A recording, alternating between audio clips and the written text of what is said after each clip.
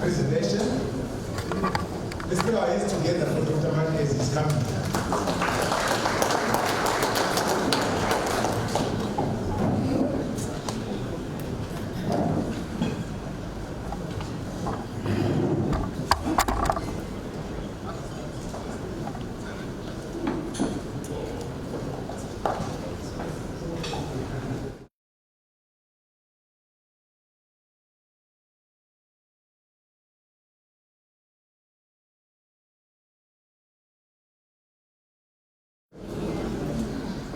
Morning. Are we together? So let me first of all recognize honorable ministers, Mnangagwa, and Professor Murapata is just there. I don't see them, but I thought I saw the honorable Deputy Minister of Finance, Economic Development, and Investment Promotion. Esteemed ambassadors and development partners here present, all protocols observed. I have a simple task of just outlining what the policy, monetary policy environment looks like and where we are going. Let me begin by saying that the monetary policy measures introduced on the 27th of September 2024, which included increasing statutory reserves and policy rates, coupled with increased flexibility on the foreign currency market, have resulted in relative stability in prices and on the exchange rate. The exchange rate premium has reduced from something like 150% on September the 26th to about 40% in October and November. The monthly inflation rate, which ranged between minus 0.3% and 1% from April to August this year, rose to 37.2% in October, but has started declining. For November it was 11.7%, and that rate is still being experienced as we speak. My expectation and the Reserve Bank's expectation is that inflation will continue to moderate going into the new year. The tight monetary conditions have resulted in a liquidity squeeze, but greatly reduced lending, resulting in the pressure on goods, on the prices of goods and services, moderating in order to meet the supply that's in the market. What we've seen is a situation where liquidity is greatly reduced. So what are the recent monetary developments that we have seen? So we've seen increased use of local currency, reduced and contained money supply growth, low and generally stable inflation, and an accumulation of foreign assets or foreign reserves. Now, the Reserve Bank of Zimbabwe is committed to continue to sustain the optimal supply. Sorry, I think I've gone too far. Okay. Sorry.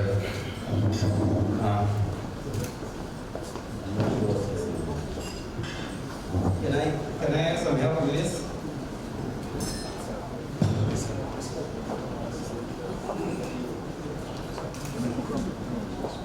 It doesn't.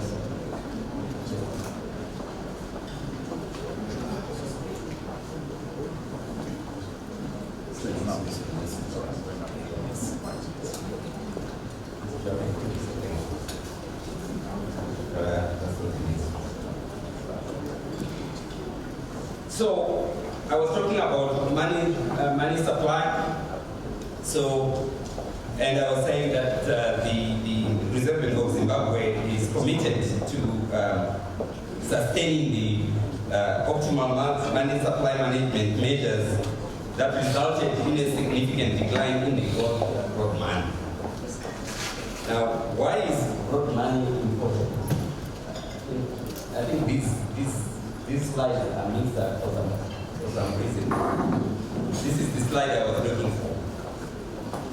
The growth is envisaged to further decline, reflecting the impact of the tight monetary policy that I was talking about. As you can see, we have seen a fall in the month-on-month growth, but also a containment of the empty component of money supply.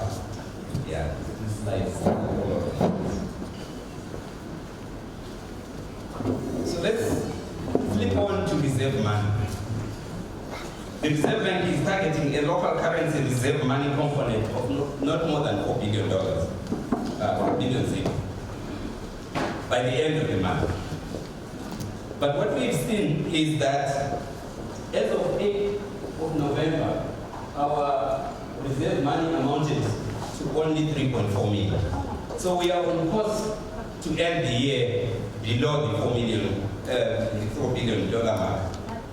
But I wanted you to concentrate on the graph on your right-hand side. As you can see, there are two things happening here. The Reserve Bank remains committed to always have full coverage. And we've seen, if you look at the green line, that we have completely attained that.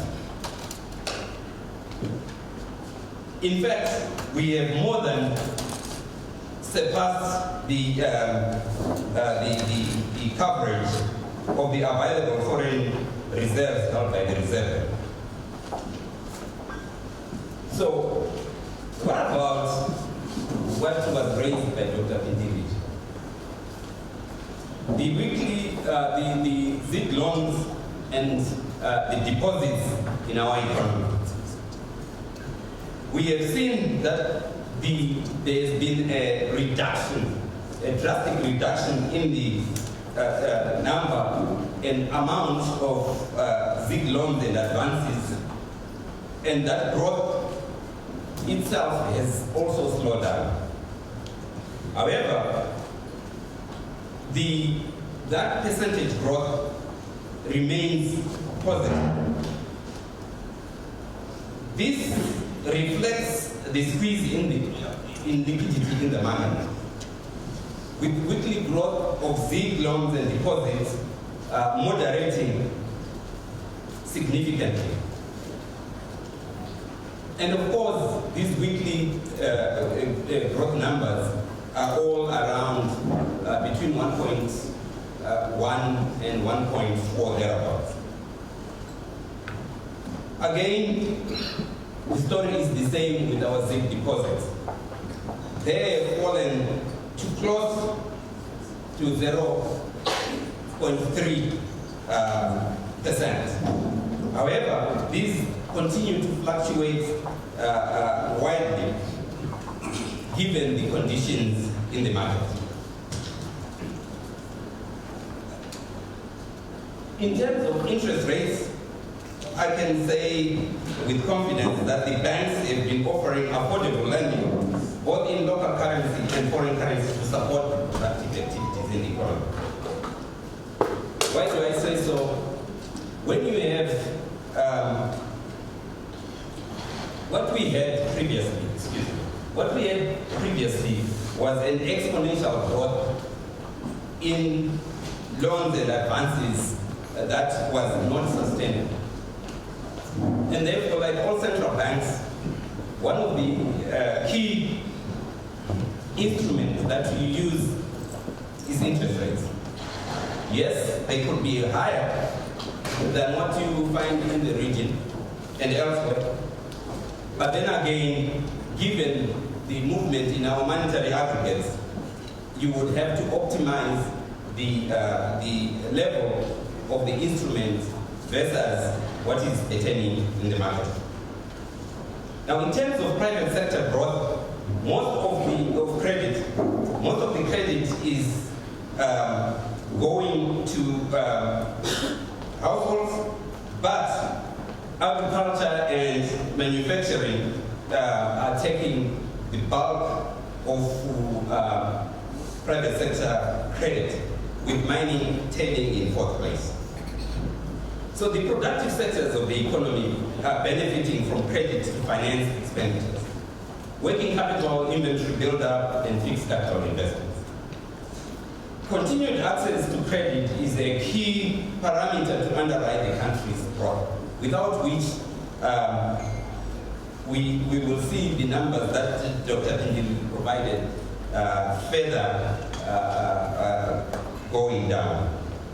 In terms of foreign currency receipts and generation to support exchange rate stability, what we've seen is that the country has remained robust, as indicated by a 17.9% increase in foreign currency receipts for the first 9 months of the year. And this increase in receipts is largely attributed to export receipts and, of course, the diaspora remittances. But what you notice is that what this does is to strengthen our balance of payments position and the current account of the country. In terms of the exchange rate,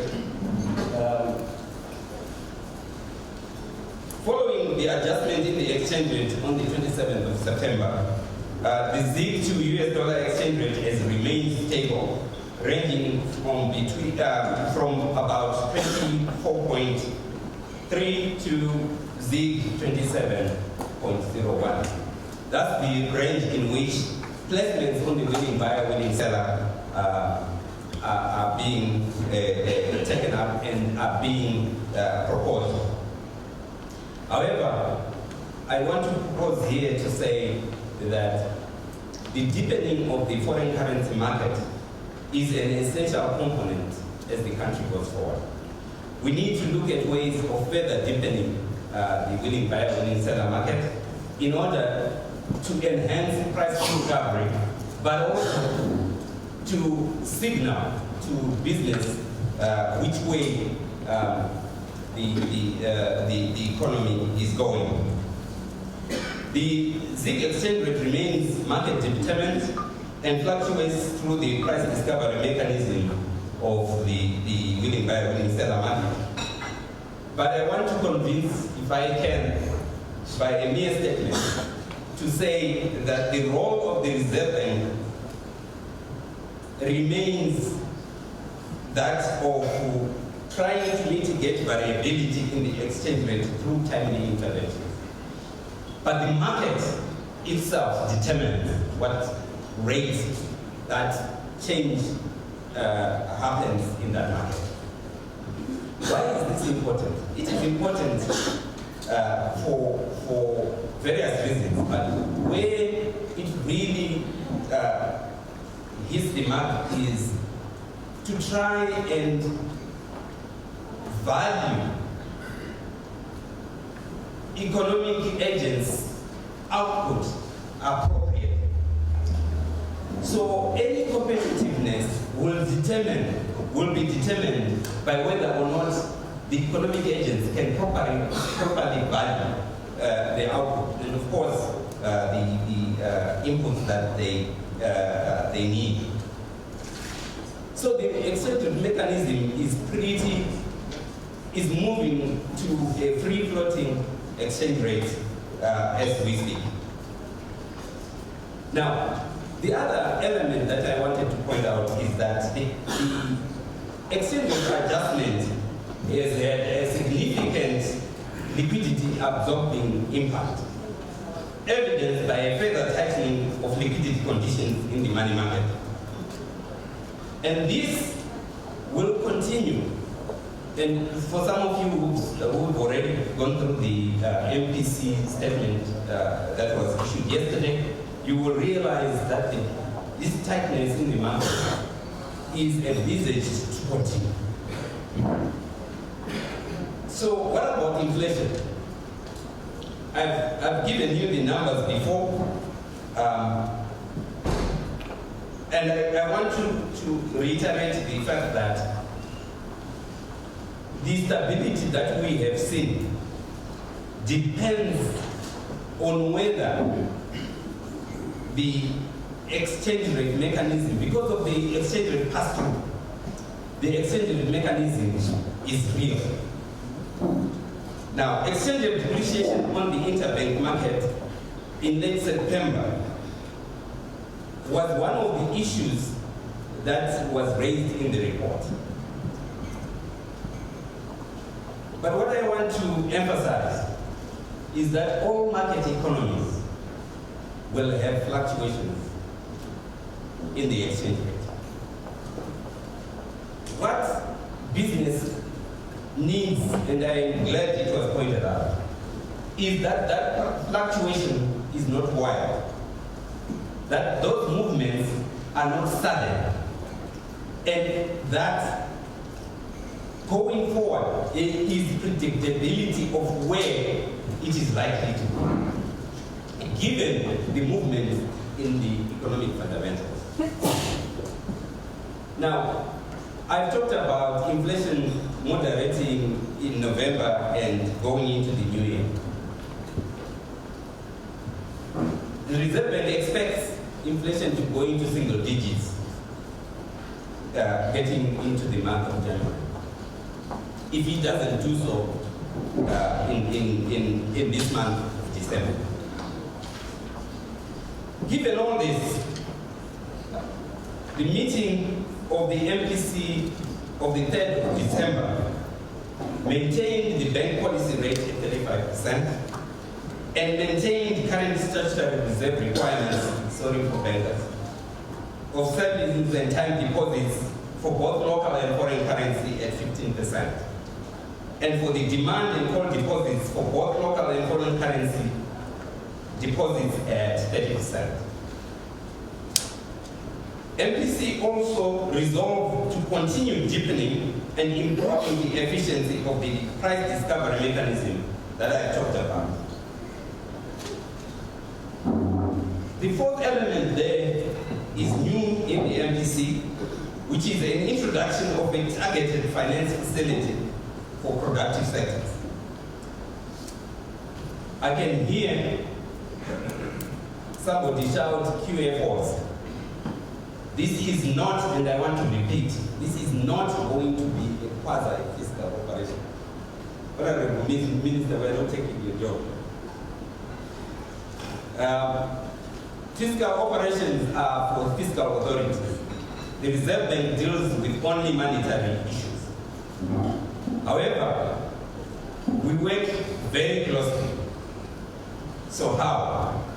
Because of the need to keep away from quasi-fiscal operations, what the Reserve Bank has done is to channel these funds through the Financial Services Center. So those activities will not happen again. Now we expect that going into the new year, given the gazetting of the finance bill in October, that the payments of QPDs for corporate tax on a 50-50 basis between the US dollar and ZIG will go a long way in increasing the willingness of economic players to surrender their foreign currency on the interbank market in order to get the ZIG that they will need to pay their QPDs. So what is the outlook like? In the outlook period, the exchange rate is expected to remain stable and inflation to continue to dissipate. In 2025, month-on-month inflation is expected to be steady throughout. And as I mentioned earlier, we expect it to enter into the single digits range starting this month. Going forward, the Reserve Bank is committed to ensure macroeconomic stability and to keep the direction in which we have embarked since April the 5th. How?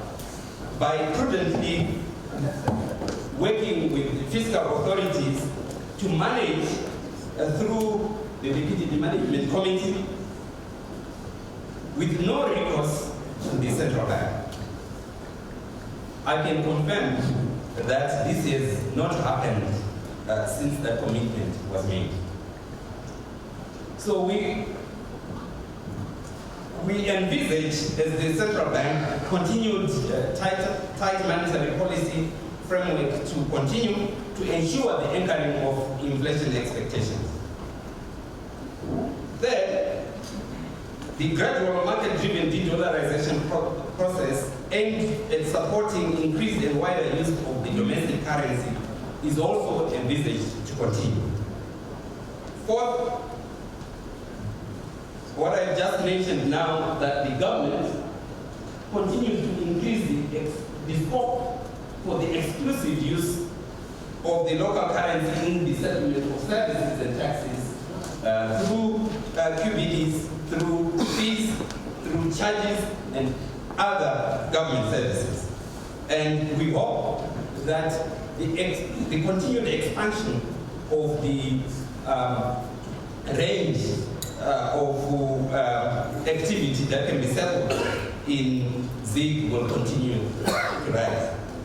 It is at least at this point that I state what I have always stated, that ZIG is our currency. That the future of this country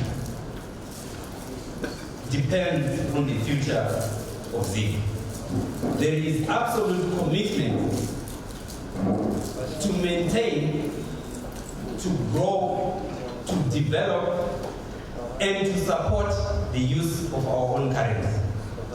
The economists in the room will tell you that without that, our economy will always have a glass ceiling, and we will never grow the way in which all of us want to grow in order to leapfrog the development divide. Fifth, the continued use of market-determined floating exchange rate to ensure continued proper price discovery in the foreign currency market will continue to be a target for the central bank. So there are two more efforts that I want to include in policy imperatives for macroeconomic stability. We know that there is a lot of discussion around the change or the variability in our climate.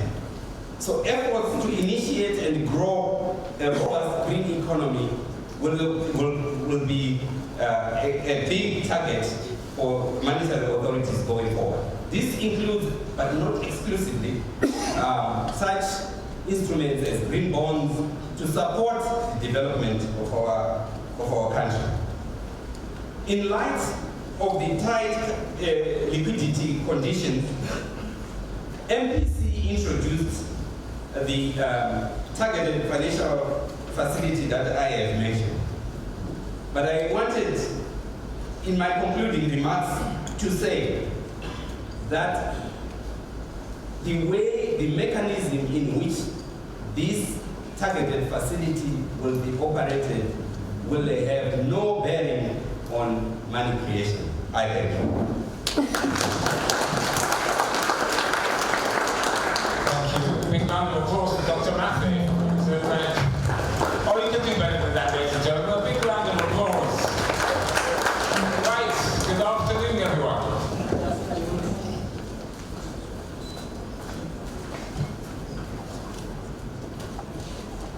Right, let me do it again. Good afternoon, everyone. Thank you. I'm Andy Hodges, and I'll be moderating the session. Now, unfortunately, His Excellency from Rwanda, Ambassador Musoni, will have to leave soon. But Dr. Matthew, that was an incredible, optimistic presentation. I was wondering whether, anyway, we'll interrogate your report, shall we? Because it was really positive. Did you agree with everything that the Reserve Bank was saying? Free floating exchange rates, great out there, loans are going up, you guys are getting access to finance, yeah, exchange, parallel rates, official rates, doesn't matter, yeah. Just asking a question, anyway, for discussion. But anyway, let's talk about why we are here today, which of course is the launch of the 2024 State of Industry and Commerce Survey results. And today I'd like to focus on the results element of it. I think when you go through your report, you'll see all the information, all the graphs, all the data which is collected. I think let's give ZNCC another round of applause, please. It's such a great survey being done. So, we'll open it up. Let me start with Ambassador Musoni, because I know you have to leave first, sir. So, a few comments, just your views. I'm sure you've seen the report. Your views on some of the issues raised there, particularly looking at trade, particularly looking at the African Continental Free Trade Area, ease of doing business. I know Rwanda, if I recall, we were down to 6 hours, if I'm not mistaken, once upon a time. We're down to 2 weeks, if I'm not mistaken. So, maybe just a few words from you, sir. Thank you so much, Director. Honorable Ministers, dear President of the ZNCC and the entire leadership, colleagues here present, ladies and gentlemen. Let me start by apologizing. I have delegation from Rwanda that will be leaving, going to the airport shortly, and I have to accompany them. So that's why I have to rush. But I would have loved to keep with you in this discussion. Let me start by congratulating the ZNCC for this wonderful survey report. I've gone through it. It's well done, very elaborate, and with very clear recommendations. So, if you look at the state of industry and commerce here in Zimbabwe, it comes up with, it presents some challenges, but also it presents opportunities for business sector to take advantage of. Like what the Honorable Minister of the Industry and Commerce said, in the infrastructure sector, in the power sector, electricity, those challenges also present opportunities of investment. But I know other panelists will have a lot to say. My take on this is just two things. One, if there are quick wins here, there are quick wins here to turn around the situation and have the environment much better than it is today. If we can work on red tapes and bureaucracies, these red tapes are easy to fix. They don't require a lot of budget like it is with infrastructure. It's about systems, processes, procedures. These ones can be fixed in a short time and can impact significantly on doing the business environment here. The second point which Reserve Bank has talked about is on the macroeconomic side. If we can have the monetary policy and exchange rate fixed as much as we can. I know there are challenges, but given the presentation we just had, I think it's doable. So my recommendation here is that if we can identify those recommendations in this survey that quick wins, we start with them, fix them, as we mobilize enough resources to do the rest. So I think 2025 to me looks very optimistic. Thank you so much. Thank you. Big round of applause for Ambassador Musoni. Ambassador, I think we can let you go. Please give him another round of applause. Thank you so much. But I think what is important here, as the Ambassador said, that it is about challenges and opportunities in whatever environment you find yourself in, which is exactly what this report is doing. It's giving fact-based evidence so that policymakers can make relevant decisions based on what the report is saying on the ground. Deputy Minister, welcome. It's nice to see you, sir. So some of the recommendations in the report, of course, the major issue from all recipients, there were three major issues that they had. The first, of course, was exchange rate distortions, low demand for goods and services, and of course, the big one, power. Without power, we cannot drive our economic growth. It doesn't matter what we want to do. We can't even drive our SDG processes. We can't drive our climate and so forth. There's that issue, as Deputy Minister, you could speak to, as well as, of course, the issue of, which I know that I know it's always there, the removal of the IMMT, which I'm not sure will happen anytime soon, but anyway, it's always there, so it's always there. And also, of course, reducing of the tax rate from 24 to 22%. I think one of the issues that baffles me is that the question is, who is increasing money supply in the market? Why is money supply growing in the market? Who's doing it? Yet who is actually paying for that? Well, I suppose businesses. Why? Stat reserves are up, which means lending costs are up. Yeah? You may not be able to access finance because you require more security. Access to finance is tough. So in a way, is the money supply growth being actually felt by business, as well as, of course, the government trying to raise additional revenues through various sources, which again is taxing the informal, not taxing the informal. How do we get the informal in? Because it's creating formal business moving to informality. There's a lot there, Deputy Minister, but here you go. Thanks, Sandy, for being mischievous. You know, the budget has been pronounced. I think you already know the views of the Minister on some of the items that you've just described. So maybe I won't go into that. But maybe I'll start from where you finished, because I think it's quite important that we have a few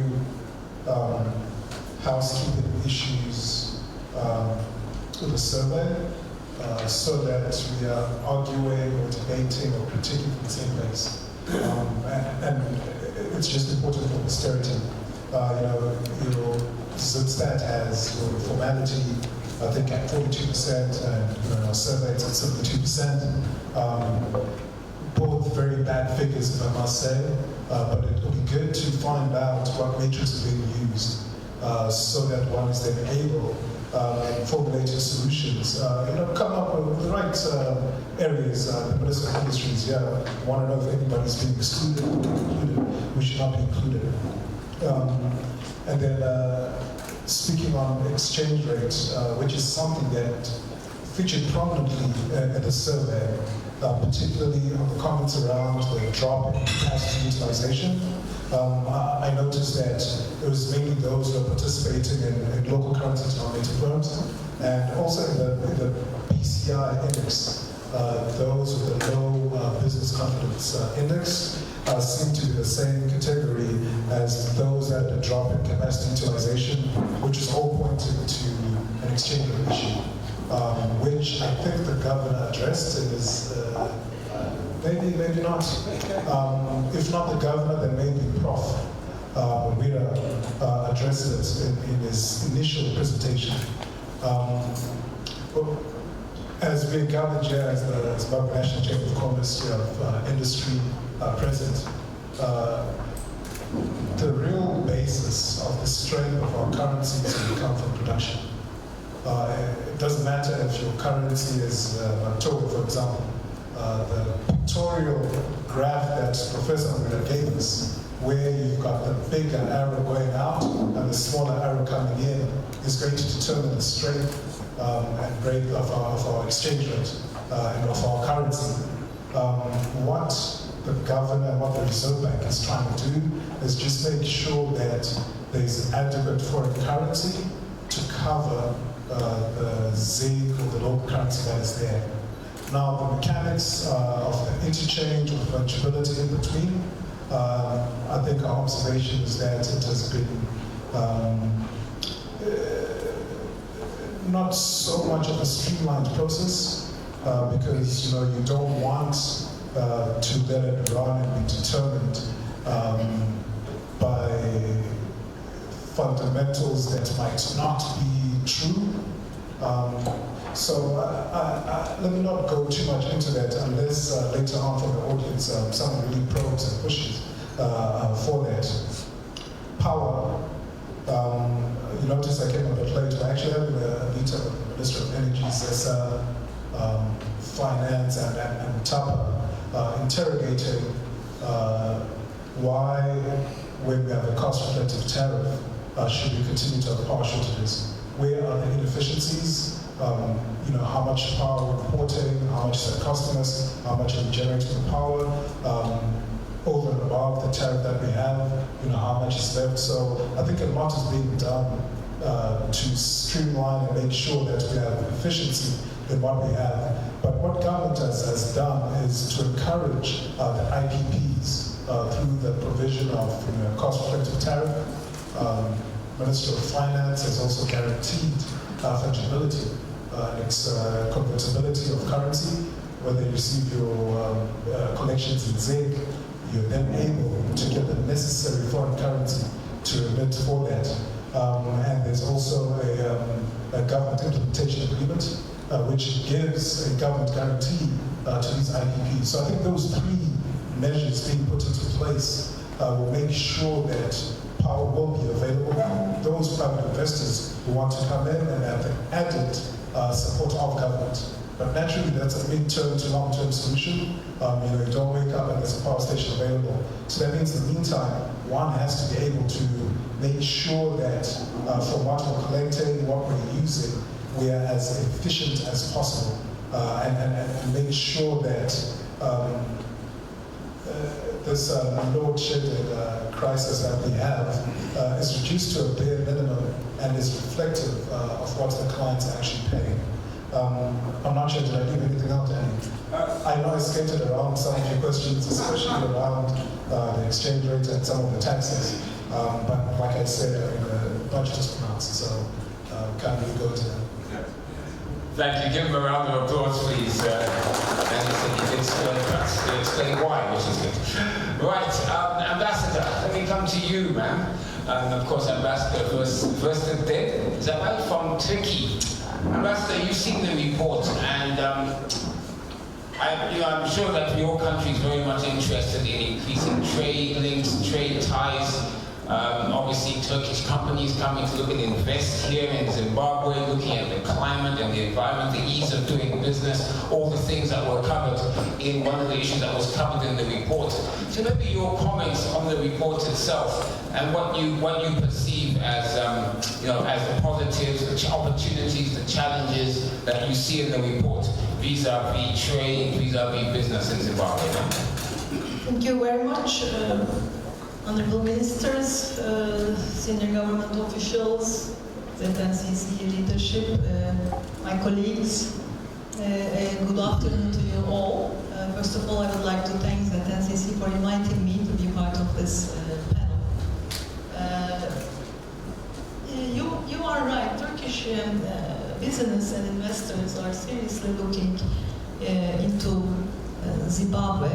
And when it comes to this report, one of the first questions they ask is about data. There are others, if you ask, I would be happy to dwell on them too.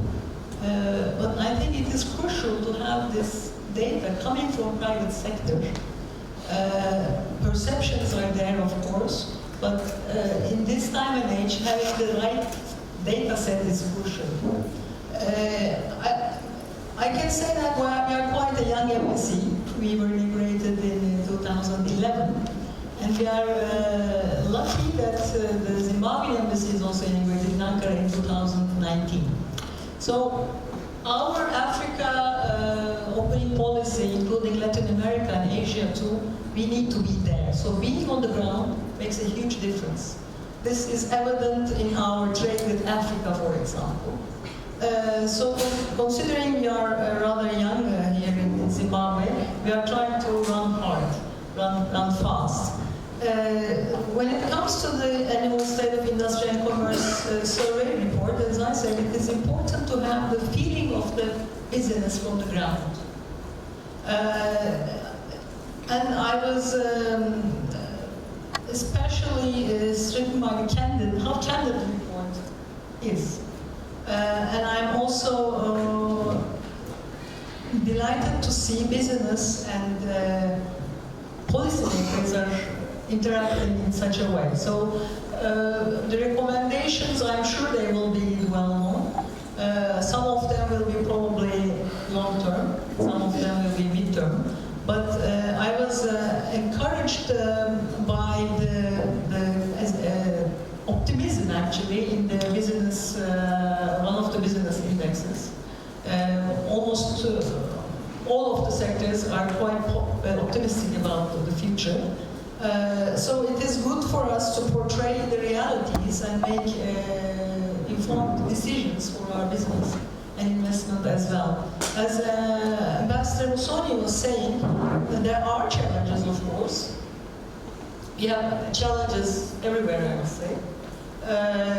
But among these challenges, like Honorable Minister alluded to energy situation, for example, that also brings up opportunities for foreign investors.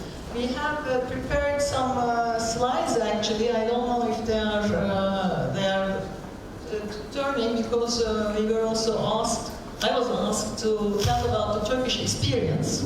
So there are some microeconomic indicators, and I was told it would be good to see how Turkiye came to this stage, being number 17 in the global economy as a G20 member, and with its high import and export. So I would love to dwell into that, but let me stop here, not to stop maybe my colleagues. Right, thank you, Ambassador. Please, a big round of applause for her. I will ask you to elaborate on some of the other issues that your companies are looking at. In fact, you're there. Come on, let's get you now. You said there were just a couple, just briefly, some of the issues that Turkish companies find a hindrance if they want to come into here, or what are they finding when they come to try and invest in Zimbabwe? One of the first questions we get is about the legal framework, bilateral legal framework. Which we are striving to complete it. When I mean legal framework, I mean the bilateral trade and economy agreement, which is ratified, the avoidance of double taxation agreement, which when I'm impressed by the speed of it, it is ready for signature. We are waiting for Zimbabwe's reply on the bilateral investment agreement. So business asks that, where are we when there is what legal documents will we go back to in case there is an issue? Secondly, they are asking about infrastructure. So that goes to energy, that goes to, of course, roads, but as I am repeating myself, I know, but that brings a lot of opportunities as well. And what I encourage, maybe as a way of suggesting for the coming reports too, if I may, when I have interactions with Turkish business circles, I always tell, yes, Zimbabwe is important, but look also the regionalization, because that is the ultimate aim, actually. So can you do something jointly with the neighboring countries, with SADC, with African Union? And I think it is for us too, but we would love to have more information on what are the end goals in regionalization and what would that mean for foreign investment.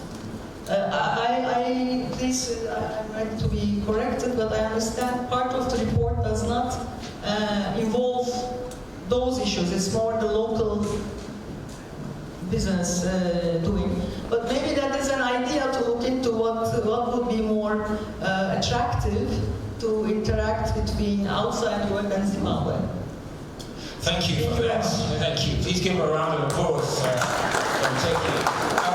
you're right, Ambassador. Regional integration, regional value chains, it's an opportunity for Zimbabwean business to start expanding outside of our shores and increasing our export receipts, and of course taking advantage of the African Continental Free Trade Area, which is another discussion, I'm sure, for another day, because the question I ask you, of course, about the African Continental Free Trade Area is, are you ready? I think that's the question I'd like to ask. Benjamin, I hope I can call you that. Welcome, it's a pleasure having you here. You're, of course, from the US Embassy Political and Economic Coordinator. Interesting report. At least it shows Zimbabwean business stays resilient this year. Of course, they're cautiously optimistic. I like that word for 2025. But of course, there are some pretty strong recommendations there, particularly looking at the fiscal, macroeconomic issues that need to be looked at by policyholders. What are your overlooking views of the report and also some of the recommendations that were put in place?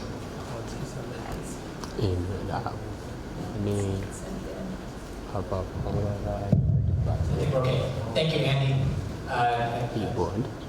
First of all, thank you very much to ZNCC leadership, Tapiwa, Chris, for the invitation to be on such a distinguished panel with these guests.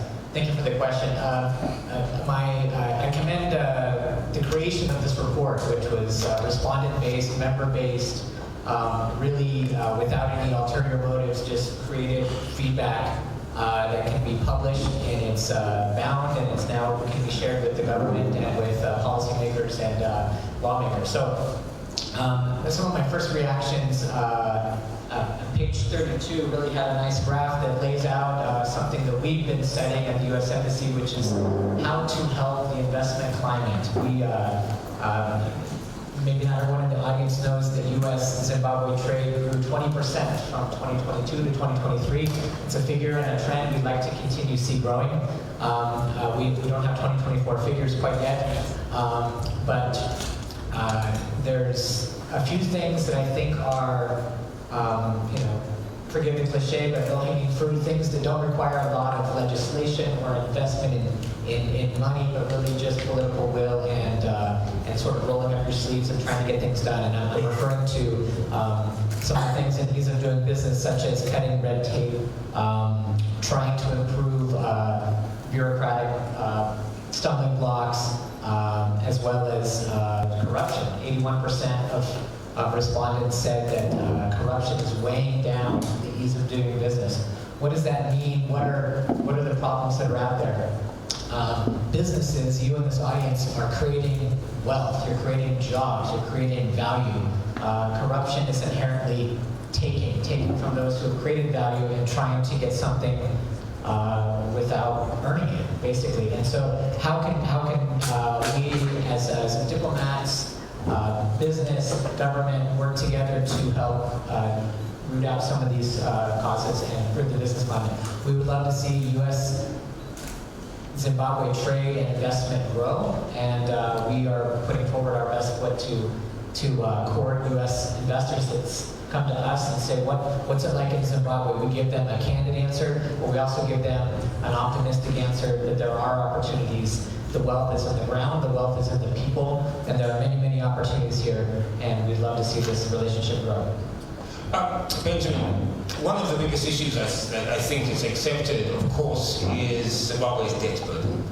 I know that the US is involved in debt negotiations as part of the debt negotiations that the President Dr. Mnangagwa put in place to try and solve that problem that we have, so we can start freeing up resources for where we need it, which is infrastructure, hospitals, and so even social welfare programs. Your views on the debt issue vis-a-vis Zimbabwe? So this is a tricky one. Debt is an issue that many countries face. The United States of America has a national debt. Many countries have a national debt. It's a complicated history going back to the late 90s with the Zimbabweans' debt, and what we think the sort of the rebooting of the structured dialogue, which recommenced last Monday, a week ago Monday, is an opportunity for the government and development partners and creditors to talk in candid terms about how to reach a consensus where debt arrears is a possibility. I think the high-level dialogue meeting was a good sort of, like I said, reboot. But I think in 2025 there's a lot of work to do in the working groups that advance, along the different pillars: economic, governance, and land, to see if we can get to a place where the creditors agree that progress has been made and debt forgiveness or arrears payments is something that can be talked about really in brass tacks. Thank you for that. Thanks. Please give Benjamin a big round of applause, ladies and gentlemen. So we're looking here then, we've looked at if we can digitize governments, what are the recommendations. 80% of government services are digitalized. That would be perfect. Of course, e-government is the way to go. I think anyone's been to the passport office recently, you'll understand how that really works effectively. We've also talked here about property rights. These are some of the recommendations from the ZNCC reports. Uphold property rights by accelerating institutional and political reforms. These reforms, such as land tenure, are critical to creating a stable investment climate and increasing investor confidence. We know there is a discussion happening at the debt arrears talk looking at that as well. And I think the President has been clear on the views of government on that. Of course, invest in skills development. I think that's key. But I deliberately left the bankers for last, if that's okay. I'll start with you, Tinashe. Access to finance.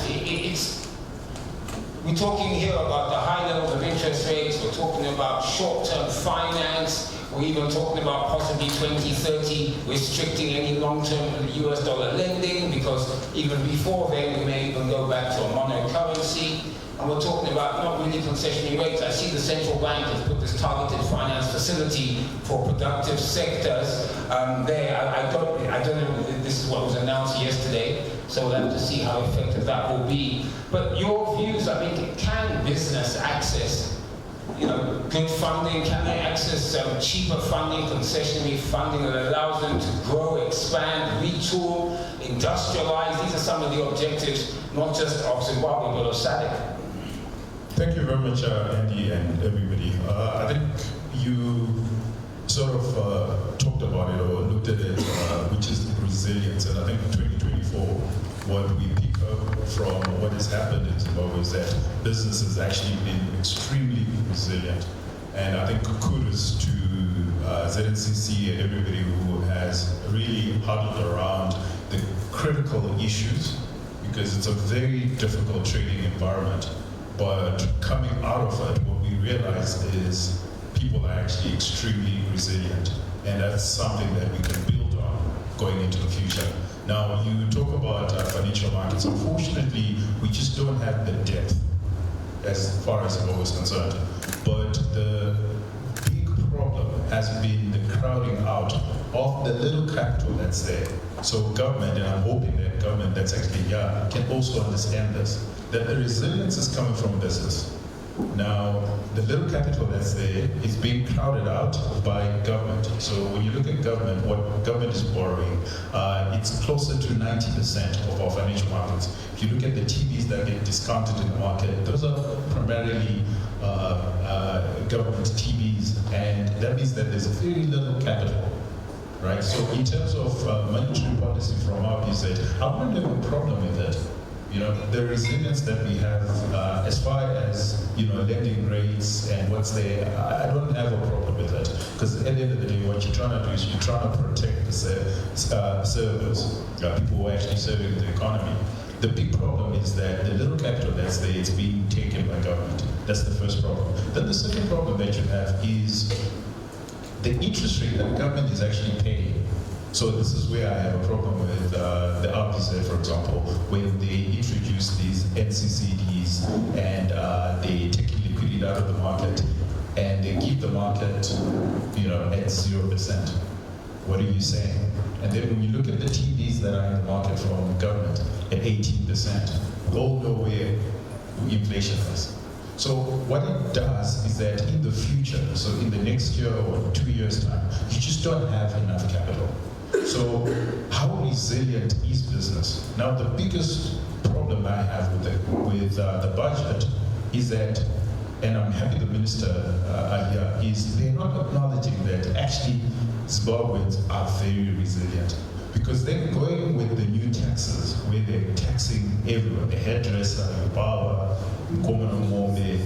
I think that there's a big problem there because Zimbabwe doesn't have a safety net. That's critical to understand. We don't have a safety net. We're not in America or in the UK where you can get medical aid for free, where you can get medical services or all other services for free on the dole, unemployment benefits, all that. So government has to sort of understand that when you're saying you want to tax the informal sector, and already the informal sector has showed you that it is very resilient, but don't test them. These are people who are barely making a living. Now, with no support whatsoever from the social services ministries, with no pension, how much can we really tax if you're really going after these people? My submission is anyone who earns less than $250 or even $300 should not be taxed at all. It's just recognizing.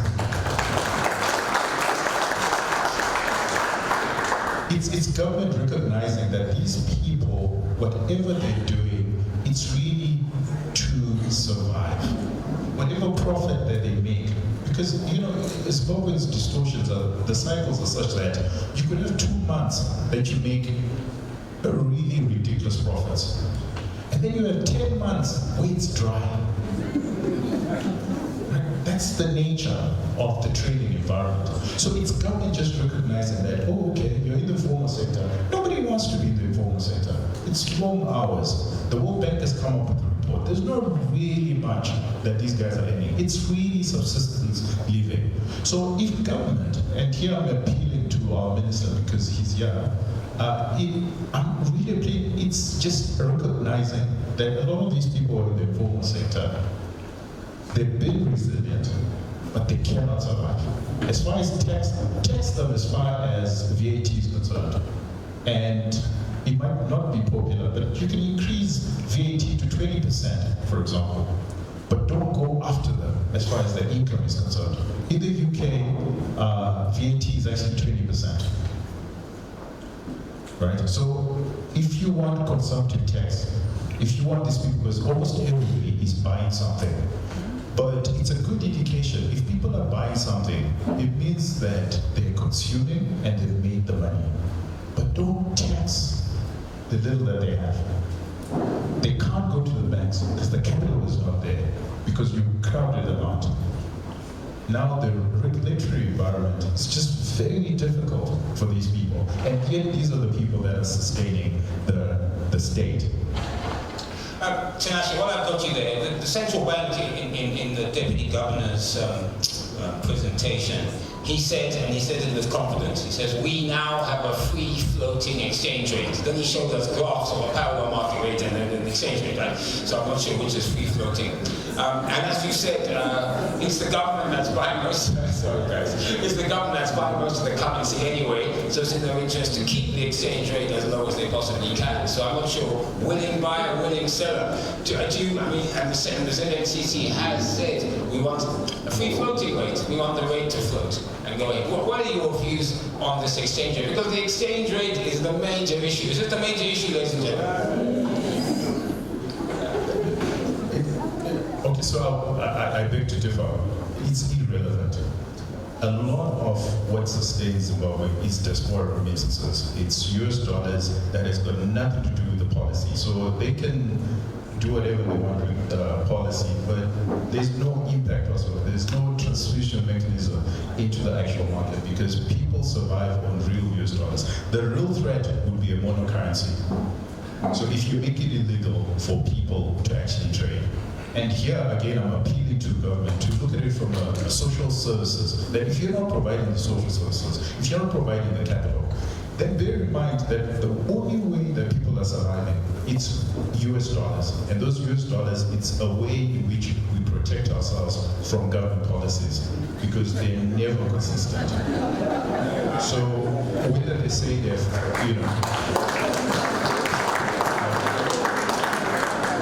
so up until the time when they're consistent, but I don't know why they would have a problem with the US dollar how they're also, that's how the economy is resilient.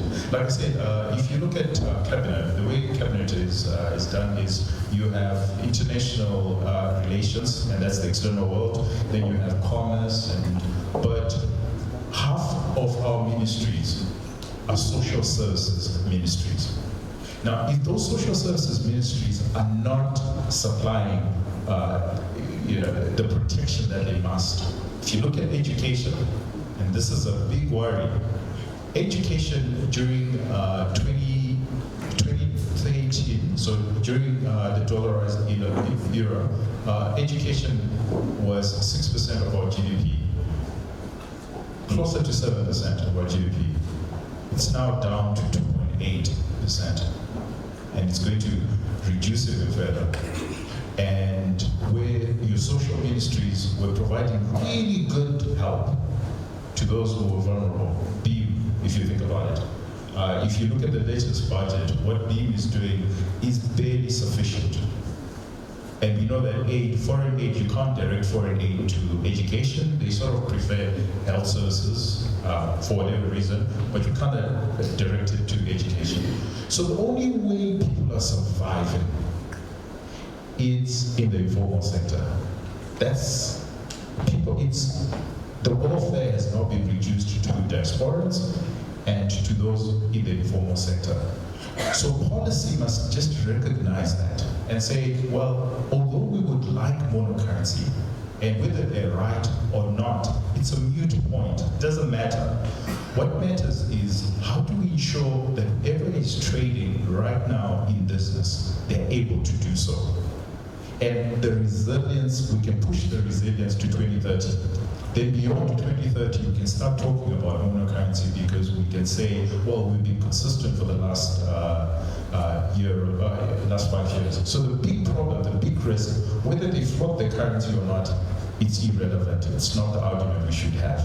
The big risk is if they introduce monocurrency, then they make it illegal for people who are doing what government is supposed to do. Because then, therefore, if I trade in US dollars, then it's going to be illegal and I can't trade. And Zimbabwe gets closer to 200 million a month in US dollars. And if you think about it, all that money is going to our industry. It's going into capacitating businesses to operate. If that's not there, if it's made illegal, then I think that what we are hurting the most is the vulnerable. You and I know how to get around the monocurrency, but the people who are trading at the informal sector, it will be very difficult for them. Great, thank you. Please give Tinashe a big round of applause. I was at a recent conference, and some of the numbers that I was given about the imports that we're doing was quite staggering. Remember the graph that Prof gave us, money going out and little coming in? Well, when I found out that we imported $260 million worth of tires every year. $260 million worth of tires. Over $900 million worth of cars. Okay, that's $1.1 billion we're spending on cars and tires. I don't understand it, to be frank. Why don't we set up a car manufacturing or a tire plant somewhere? It only costs us $60 million for a tire plant, yeah? So I don't know. But anyway, this is just one of those things we need to look at to try and put our money together.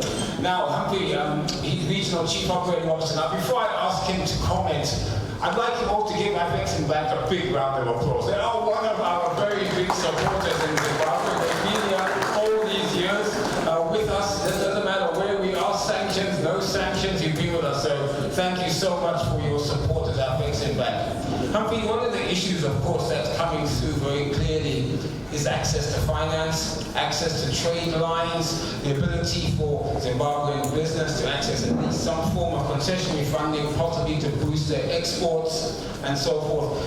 I mean, you can obviously comment, of course, on the report, but also speak to us about the trade lines, and also, is Zimbabwe ready? African Continental Free Trade Area is here. We don't seem to be doing a lot about it. There doesn't seem to be a lot of knowledge in the room. I can ask a question. How many here have studied the African Continental Free Trade Area agreements? Oh, wow. Okay. Guys, I would suggest you do very quickly. Anyway, sir, I'll hand over to you. Well, thank you so much, Mr. Moderator, for the kind words. I don't take it for granted. And it continues to encourage us to keep doing what we are doing in Zimbabwe. Zimbabwe means a lot to us. You know, it was one of the founding members of the African Exporting Program, and we continue to support the economy to the best extent possible. But before I respond to your question, I want to add my voice to the views that are expressed about this report, this survey report. I think we need to commend ZSCC. Perhaps we will not commend ourselves enough. Yes, the round of applause is actually very well deserved on this occasion. We do not commend ourselves a lot. I saw the report for the first time yesterday, and I was very impressed because it was a combination of academic excellence and practicality. You know, they said they are the voice of business. So what we see in the report is actually the voice of business. This is the business, private sector, talking about the challenges they face in optimizing their capacities, in improving their competitiveness and in doing business.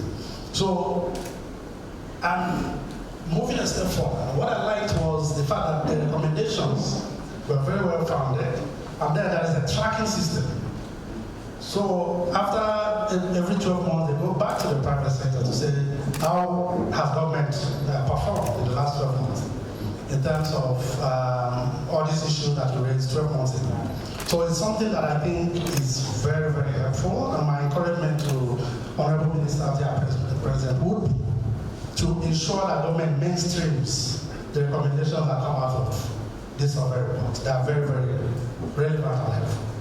Now, if I may deviate momentarily, if I may, just to talk about Afreximbank a little bit, because it becomes relevant to what we are talking about it. And still, I've been in Zimbabwe for 6 years. Sometimes when I move around, people mischaracterize what we do in this market. And, you know, they say we're a government bank, we are this, we are that. So what I do is that anytime I'm in a forum like this, I try to explain to those who are there. Because, you know, they say faith cometh by hearing. If people do not hear, they wouldn't understand. So, Afreximbank was set up primarily to facilitate trade by African governments. That is the main mandate of the bank. So, lending to public sector, to government, is actually an aberration. If you understand the definition of trade. Trade takes place in the private sector. So, we only support public sector to the extent that they are unable to support themselves or attract financing from maybe IFIs or the international community. That's what we do. These are member countries. We can't let them suffer if we can support them. But even in doing that, we apply private sector principles because that is our bread and butter. Set up by African governments to facilitate trade both intra and extra-Africa. So what we've done in between is we have expanded the definition of that to include trade-enabling infrastructure. And as a result, you will find that we have financed a lot of network infrastructure, railways, roads that lead to the border posts. Of course, you are aware we finance the bakery border posts together with our partners in South Africa. So the bank is here to assist, is here to help improve competitiveness. And within the context of the AFCFT, and that's what I would recommend to ZSCC, because when I was looking at the report, I didn't quite see a lot of emphasis on cross-border trade. It was more about domestic trade, even though they mentioned in some page about trade facilitation, which is cross-border. But I think the next year you should emphasize cross-border trade under the context of the AFCFT. So you can understand the pain point of the businesses, things that would militate against them doing business elsewhere in Africa. AFCFTA by next year is going to come fully on stream. They are doing guided trade now. How prepared are Zimbabwean businesses to take advantage of the opportunity? Suddenly you're able to sell to 1.3 billion people, $3.4 trillion of GDP. Are you ready to take advantage of that? If not, what are the challenges that are affecting your ability to take advantage of the LFCFTA economic stream? So the mandate of the bank are two critical pillars that we look at. One of them is what we call intra-African trade and support for AFCFTA implementation. As well as I know, the mandate of AFCFTA is effectively trade liberalization. But without a bank like ours, who would then focus on facilitation, that liberalization will not yield any fruit. I mean, if there's a free trade between Nigeria and Zimbabwe, how would goods find their way from Zimbabwe to Nigeria? They have to transport one way or the other. How will payments take place? So that's where we come. So we are like the technical advisors to the AFCFTA within that context. That's the first, and we have quite a few initiatives. The second is what we call industrialization and export development. Again, the Honorable Minister of Foreign Affairs was talking about heritage, and he referred a lot to minerals. The problem with extractive industry on the continent is they operate as enclaves. There are limited linkages between the extractive industries and the local economies. So, minimal limited processing taking place, minimal participation by local operators, minimum assistance in development priorities of the government. Now, what the bank has said under that pillar is that we have to encourage African commodities to be processed within Africa, one way or the other, before they are exported. Because if that doesn't happen, we're exporting value. You would imagine that between Ghana, Cote d'Ivoire, and Nigeria, we contribute, or they contribute, almost 60% of global cocoa. But their share of the value chain of the cocoa production is just about 6%. 94% exported. For without the cocoa, that processing chocolate and all that will take. So we say we need to encourage. So beneficiation is something we're emphasizing. Processing value addition is something that we're emphasizing. So those things are through the instrumentalities of what we call the industrial parks, special economic zones, and all that, which we are doing in different markets, and we started the conversation today. So it's to make it known to the audience that Afreximbank as a bank is available and able to help you to optimize all these opportunities. Now your question was about access to finance. So there are a few things I think that usually affect the ability to attract financing. First is the readiness of the borrower. Sometimes I see quite a few proposals come to me, and I say to them, but you need to do a business plan. You don't have a detailed account, you don't have this, you don't have that. And the saying about the infrastructure paradox is there are quite a few projects looking for financing. Here there's a lot of capital looking for right projects. So how do you close that gap? How do you make the right projects, make the right kind of financing? It's readiness. Now, some people, it's just about concept. They think, okay, I have this project. I just go to a bank and get financing. By the time you start asking the questions, they get frustrated. But if you know that you need to do certain things at the beginning, and through what we call our project preparation facility, we help with those early stage funding to help you do the technical studies, to do the feasibility studies, to do all studies environmental required before you can come to a bank to say, now I have a bankable project. At that point, the project meets the financing and it becomes easy. So that's the first point. So when I looked at that report and I saw that 72% contribution by informal sector, what that means is those sectors are not structured. Effectively, 72% of the economy cannot access finance. Because I don't lender that will give funding to an unstructured entity. I also became aware that the Ministry of Finance is working on a framework to formalize the informal sector. And Nigeria did this some time ago, and suddenly, within a year, they became the largest economy by bringing the informal operators into the formal sector. So I think it's something that the government will need to take very seriously. Find a way, that's a large chunk.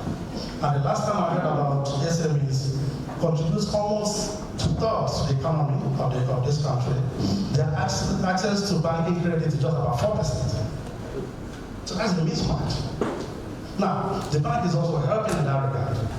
Through our SME development program, we are assisting the SME sector. I was very pleased to see in the report that JNCC was encouraging IDC to talk to Afreximbank and African Development Bank to access funding for the SME sector. I think it's important because SMEs also are fragmented, but you need an aggregator sometimes. And that is where the IDC could play a role, to act as an aggregator and then do an on-lending. Or IDBZ, I was speaking with Dr. Kuda today. The Industrial Development Bank can also help to access the financing and then lend, because we do not do retail banking, so we are a wholesale institution. So these are the things. And then through an initiative we call ETC, Export Trading Companies, which the bank is promoting together with the African Continental Free Trade, is to integrate the small-scale players into the international value chains. Because in their capacities, they won't be able to negotiate fair trade deals with buyers abroad. But if you have an ETC, which the bank has promoted in different countries, and is promoting, continues to promote, even here in Zimbabwe, we're talking to a few people, the ETC will aggregate and then negotiate, be able to negotiate with the buyers abroad, favorable terms. And then we provide financing to those parties as well. So there are quite a few initiatives. I think that's capital, to be specific to your question. I do not believe that there are enough bankable products. And that's where we can help people to take their project from concept to bankability. Thank you so much. Thank you for that.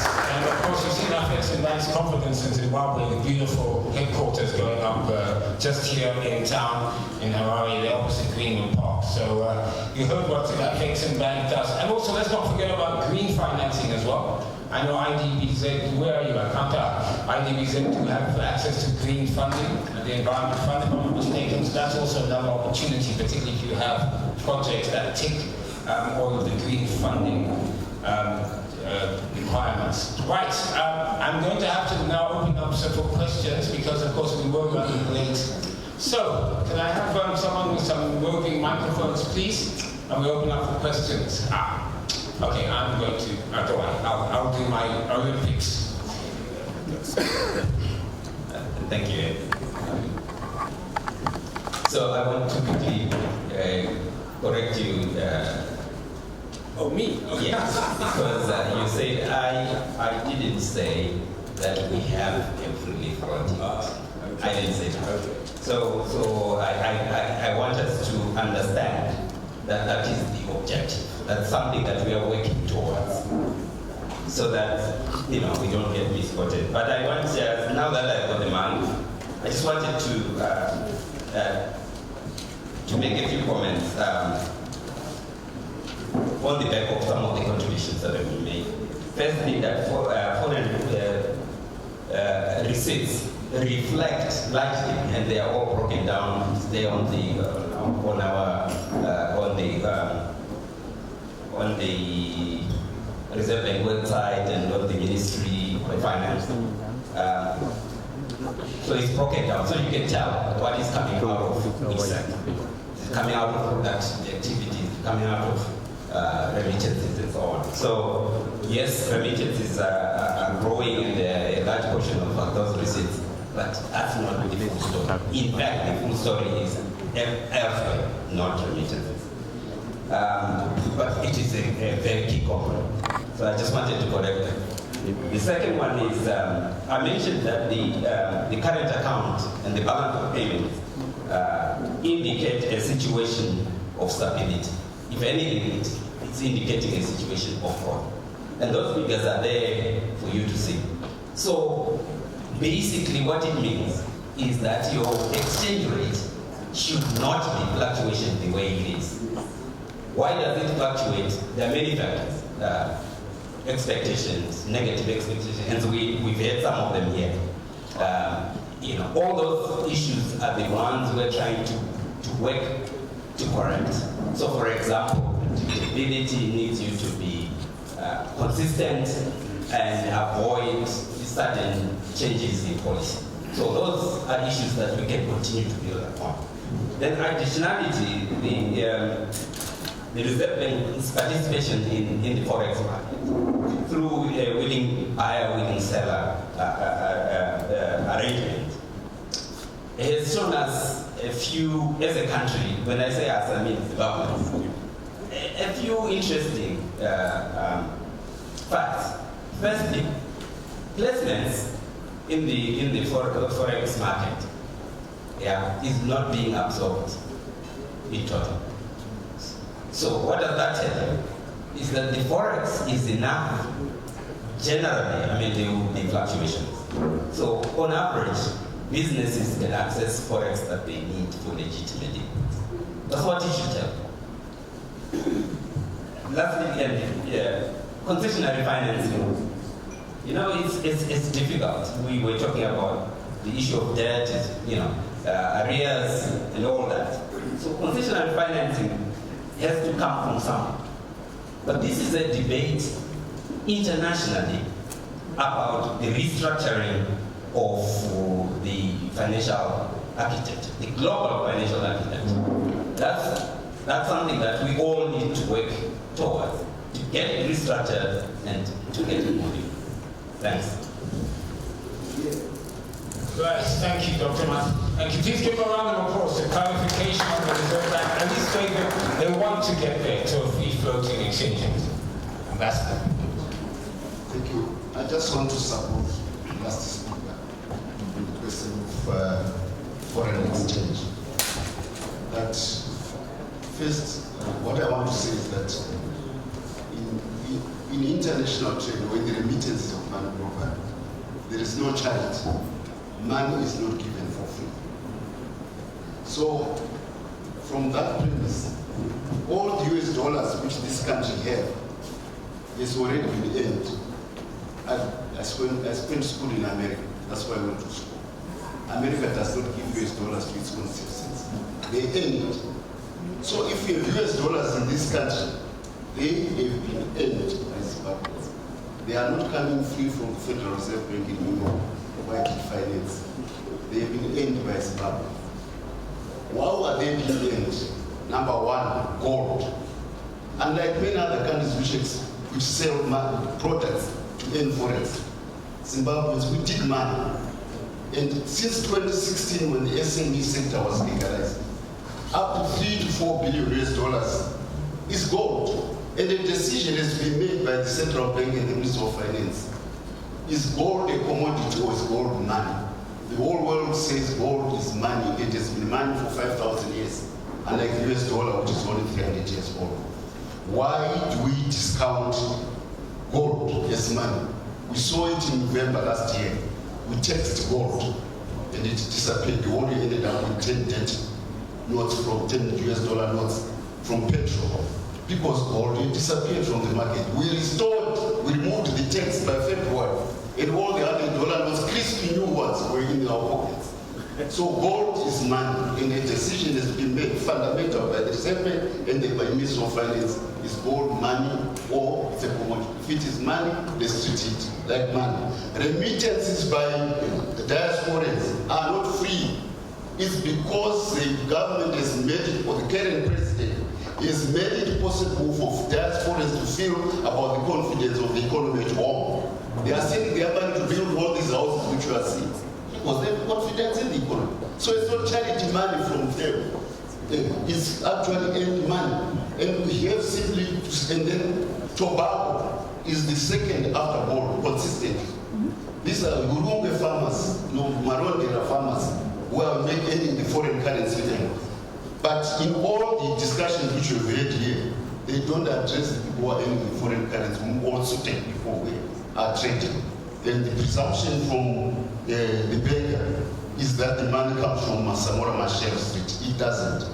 It comes from the people I told you about. If we take care of those and we prioritize the dollar, not as a commodity, as money, I mean the gold as money, all the problems of arbitrage, which we are talking about, disappear. Let's take gold as money, I think. Right, thank you, Ambassador. Can we have a few more questions, please? Please, if you say who you are, stand up, say your name and organization if you can go on. Hello everyone, my name is Tinashe. I am from RTV. My question really is directed towards the Deputy Minister of Finance and probably Afreximbank.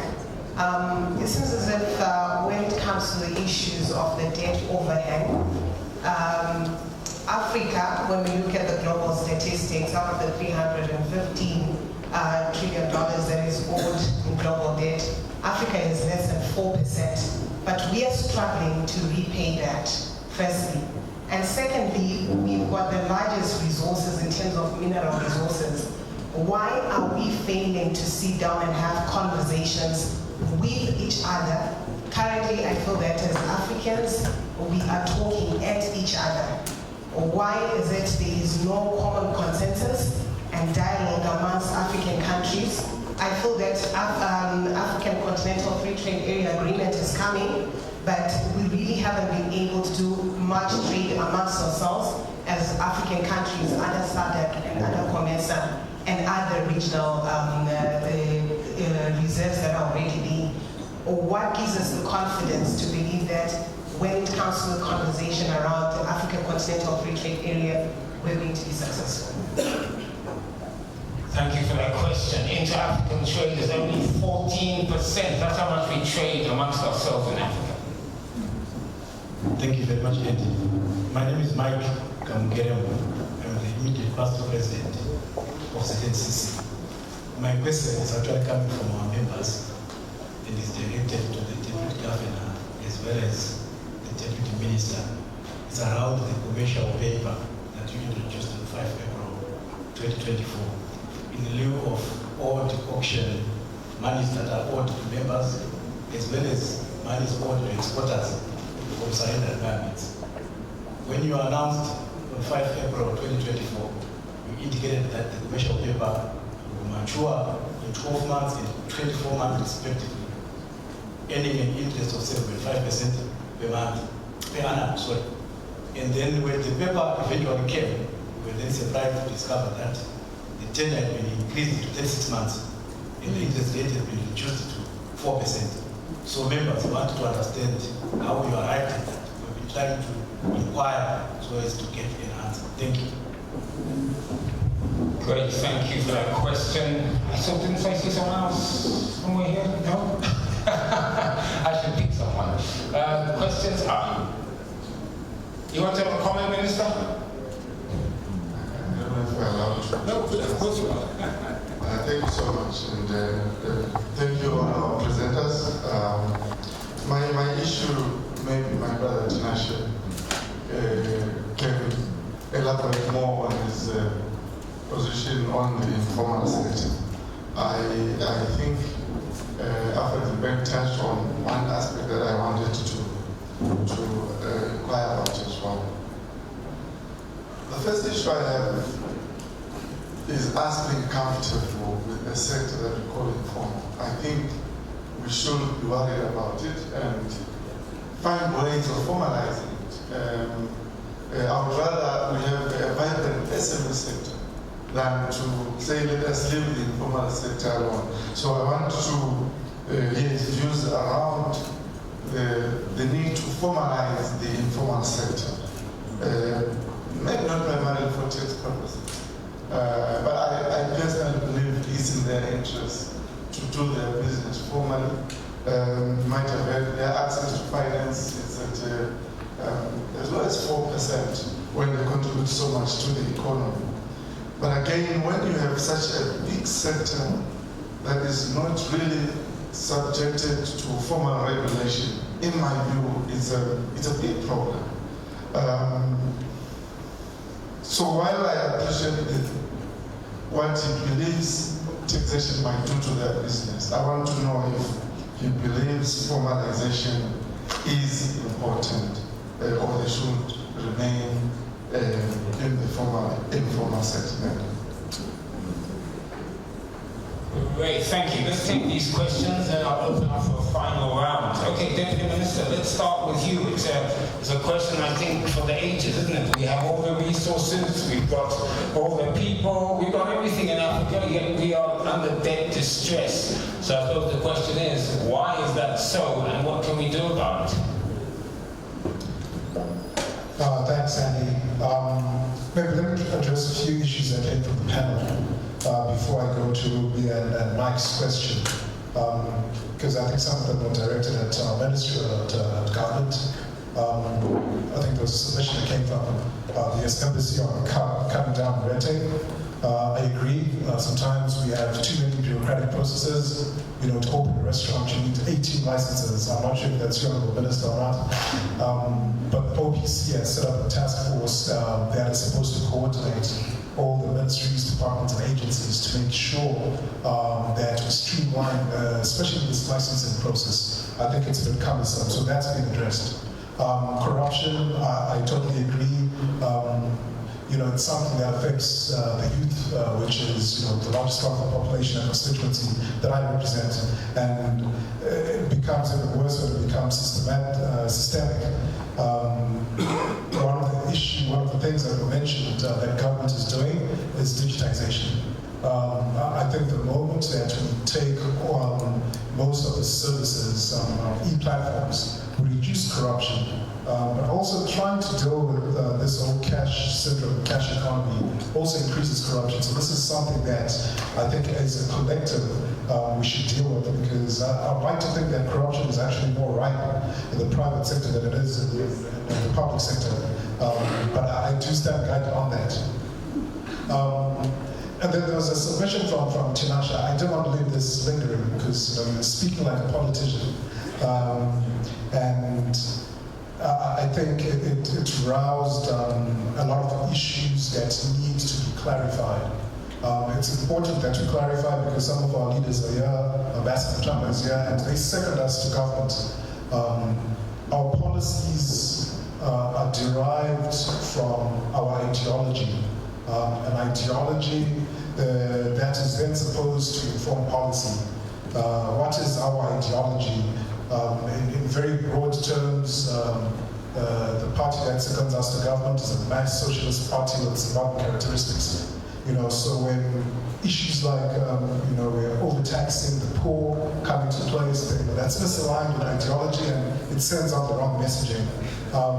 So two distinctions need to be made on the informal sector and what the Minister has described as micro and small to medium enterprises.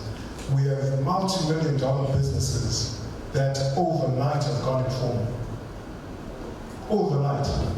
And again, this is stemming from us having a cash economy.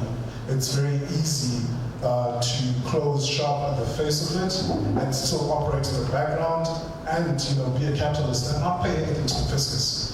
Micro to small, the small guys that Tinashe is talking about are actually seeking to formalize and pay taxes because they realize that if I have a tax clearance, I can open a bank account. If I open a bank account, that means I can have a trading history. If I have a trading history, it means that I can have access to financing. So the small guys actually realize that there's need you know, to formalize. Now, whether our tax framework or tax infrastructure is conducive for the small guy, I think is another question, but that need has been realized. So it's very important that we distinguish between the informal sector and the formal. And you find that a lot of the taxes, especially on the consumptive side, that the Minister has proposed are somewhat of indirect taxes that touch on behavior. Talk about the sugar tax or the fast food tax or the plastic tax. These are all hovering around, you know, let's get our people healthier. Let us have our climate, our environment greener, for example. It's one of two things, you know, either, you know, you just don't buy it because it's become slightly expensive, or, you know, you stop using the green plastics. But you see, the tendency of some of our capitalists sometimes is, on a $5 meal, you're supposed to pay 0.5%. That's 2.5 cents that's supposed to go on a $5 meal. They put it to $5.50. And then it makes it seem as if government policy has made our people poorer. So I will say that the policy intent is actually thought out in line with our ideology, which is the redistributive effect. So that should not go without saying, at least from us as government. It's very important. He mentions that what makes the economy resilient is the US dollar. And the Ambassador Trump then comes in and says that the US dollars are earned. This is true, but I'd like to further refine on what the ambassador said. Our young people are not earning US dollars, they're actually creating value. When these young miners go and mine gold, they've created value. It is just the environment that has translated that value into US dollars. In the diaspora, the money that comes as remittances is actually not earned in US dollars for the most part. It's earned in pounds and rands, but it then translates into US dollars because of the environment that we have. So what we need to remove from our mindset and our psyche is the US dollar dominance as a form of value. And how do we do that as government? It's to make sure that in January, Governor, if a loaf of bread was 13.5 zinc, in December it should be 13.5 zinc. Then the ordinary Zimbabwean won't care whether he's holding a zinc, a rand, or US dollar. It is the stability that Zimbabweans are looking for, and that they found comfort in the US dollar. These are very important issues to point out from a government perspective. Now, going out to Ruby's question on the debt overhang and why Africa is struggling, why we're not talking to each other, coming together with a plan as to how we can come out of this. It actually goes to the depth of how the global economic architecture is actually structured. It's made in a way that countries like Zimbabwe are not supposed to come out. If you look at I saw the recommendation from ZNCC on public debt. You said that we should reduce the debt to GDP ratio. Right now it's around 65%. Sorry? Legally, according to the Act, we're not supposed to reach 70%. I will be irresponsible and give personal opinion and say, I actually don't think this ratio matters contextually, especially for Zimbabwe. I mean, you look at the United States, they're at 127%. You look at China, they're at 200-something% debt to GDP. What the global financial architecture is looking at when they look at our figures as Africans, as developing countries, is liquidity. They don't look at solvency.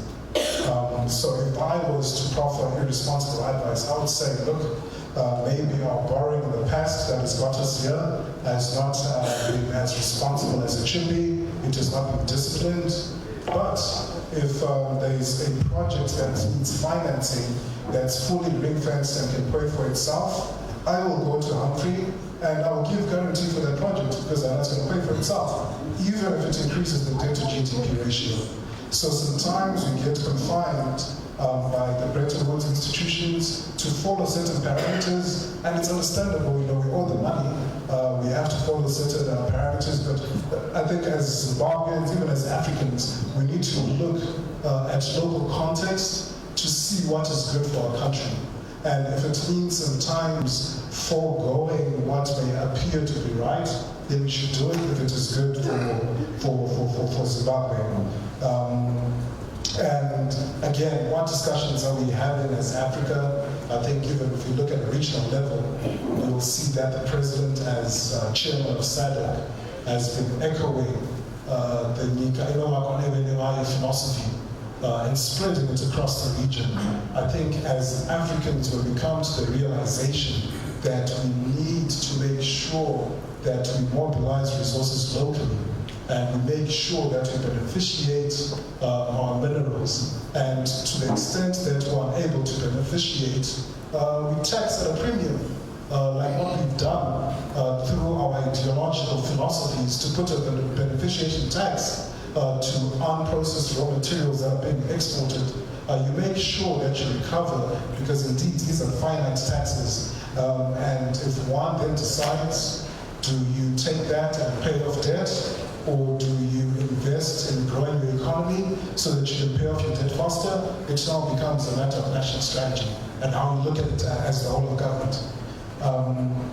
Then Mike talks about quarantined NNCDs.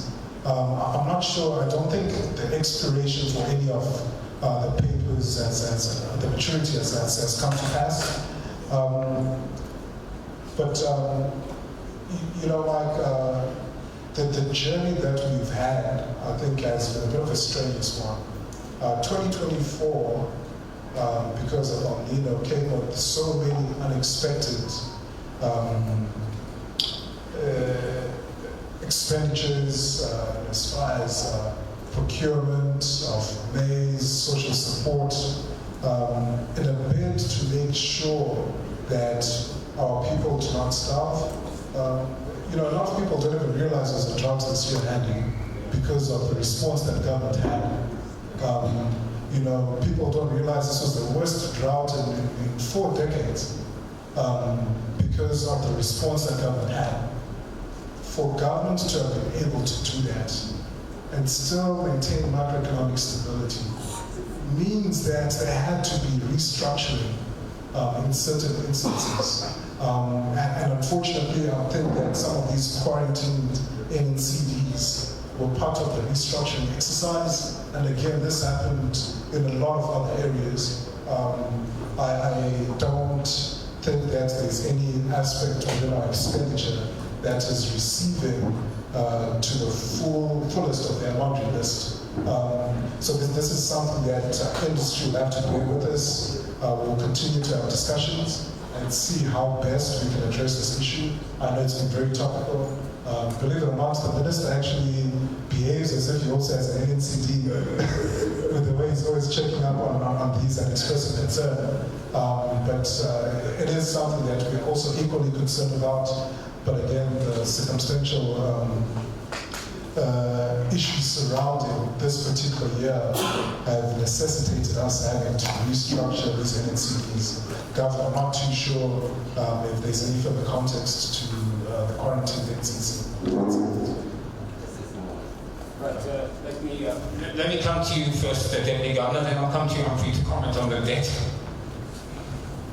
Yeah, no, just to get, and you're absolutely right. I mean, I think there was also an aspect, it depends which one. So this is not, it depends which particular cases. There are different cases, they are not all the same.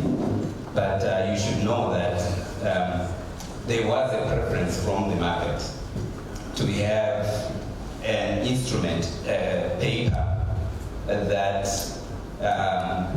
could be made tradable.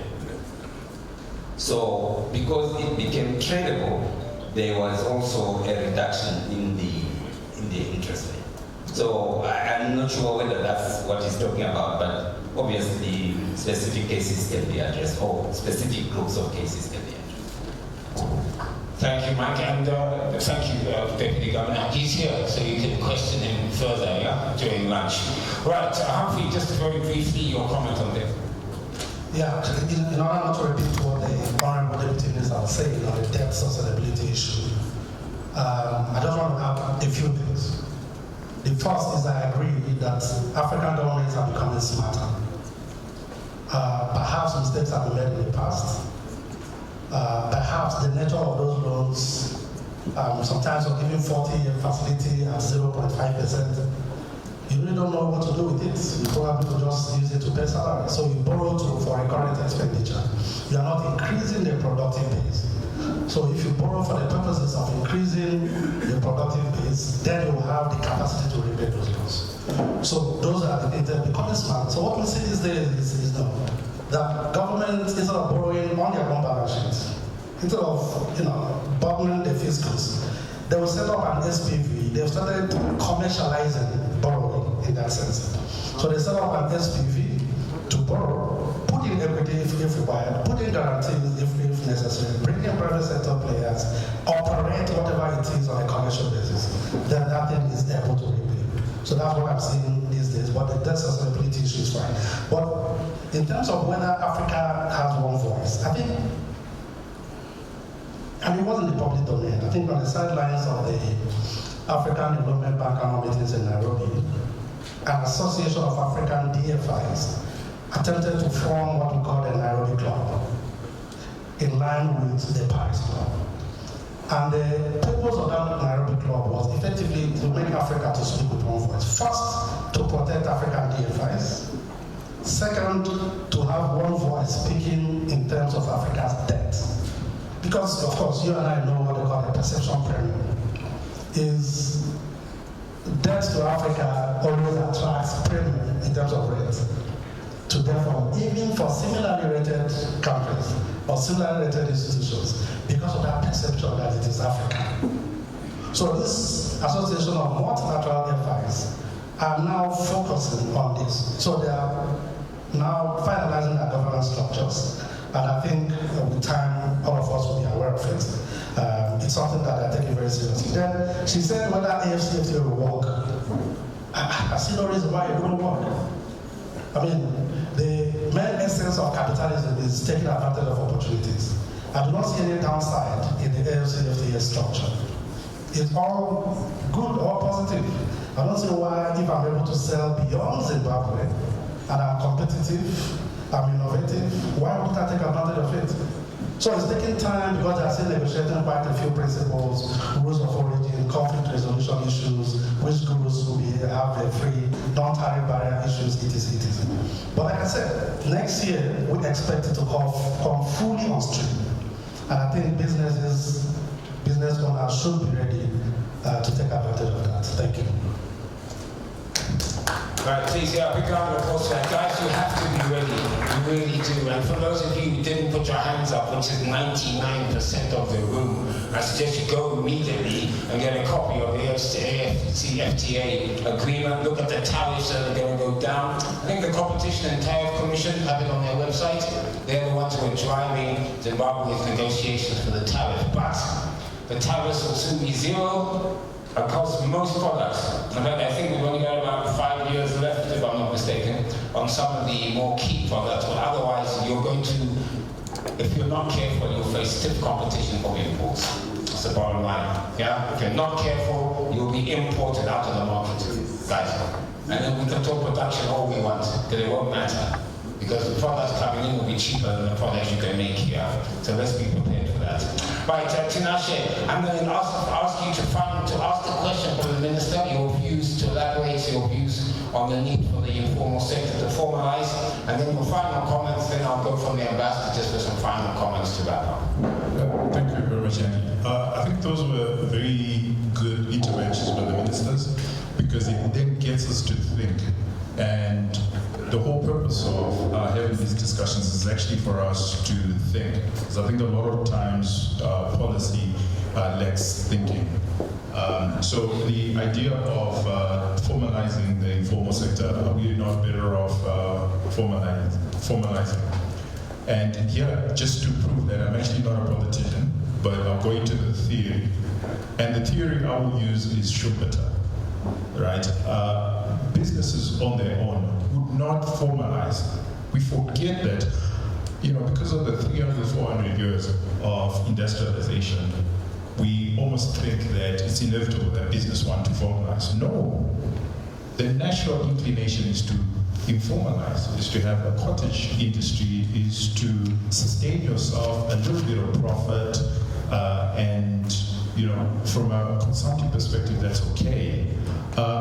The reason why we formalize it is the reason why we had the Industrial Revolution. And Schumpeter puts it quite correctly, that it's the idea of the industrialization is all around credit and the credit market.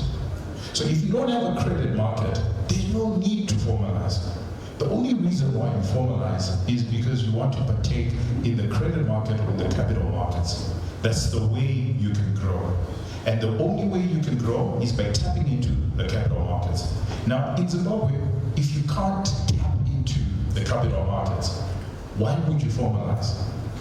The only reason why I want to list my business is because I get a value, immediate value. I get capital for growth. I get to buy my yacht because I've got a valuation. I believe in capitalism, so we might have differences there, but I'll get to it. But the reason why businesses formalize is capital markets and the credit market. Now, if 90% of the credit market is government, then why would you bother? Most businesses, the minute capital markets open up, they would list.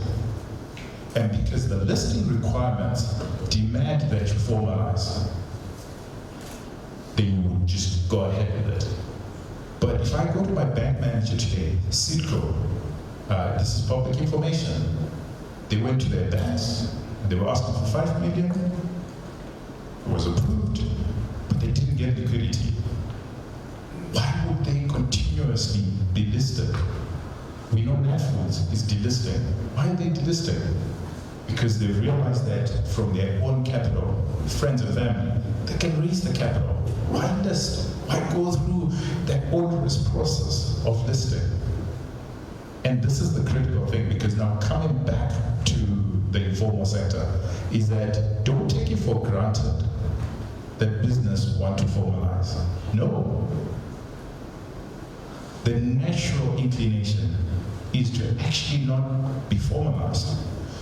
In 2013, the entire credit market in Zim, the debt market, was $4 billion.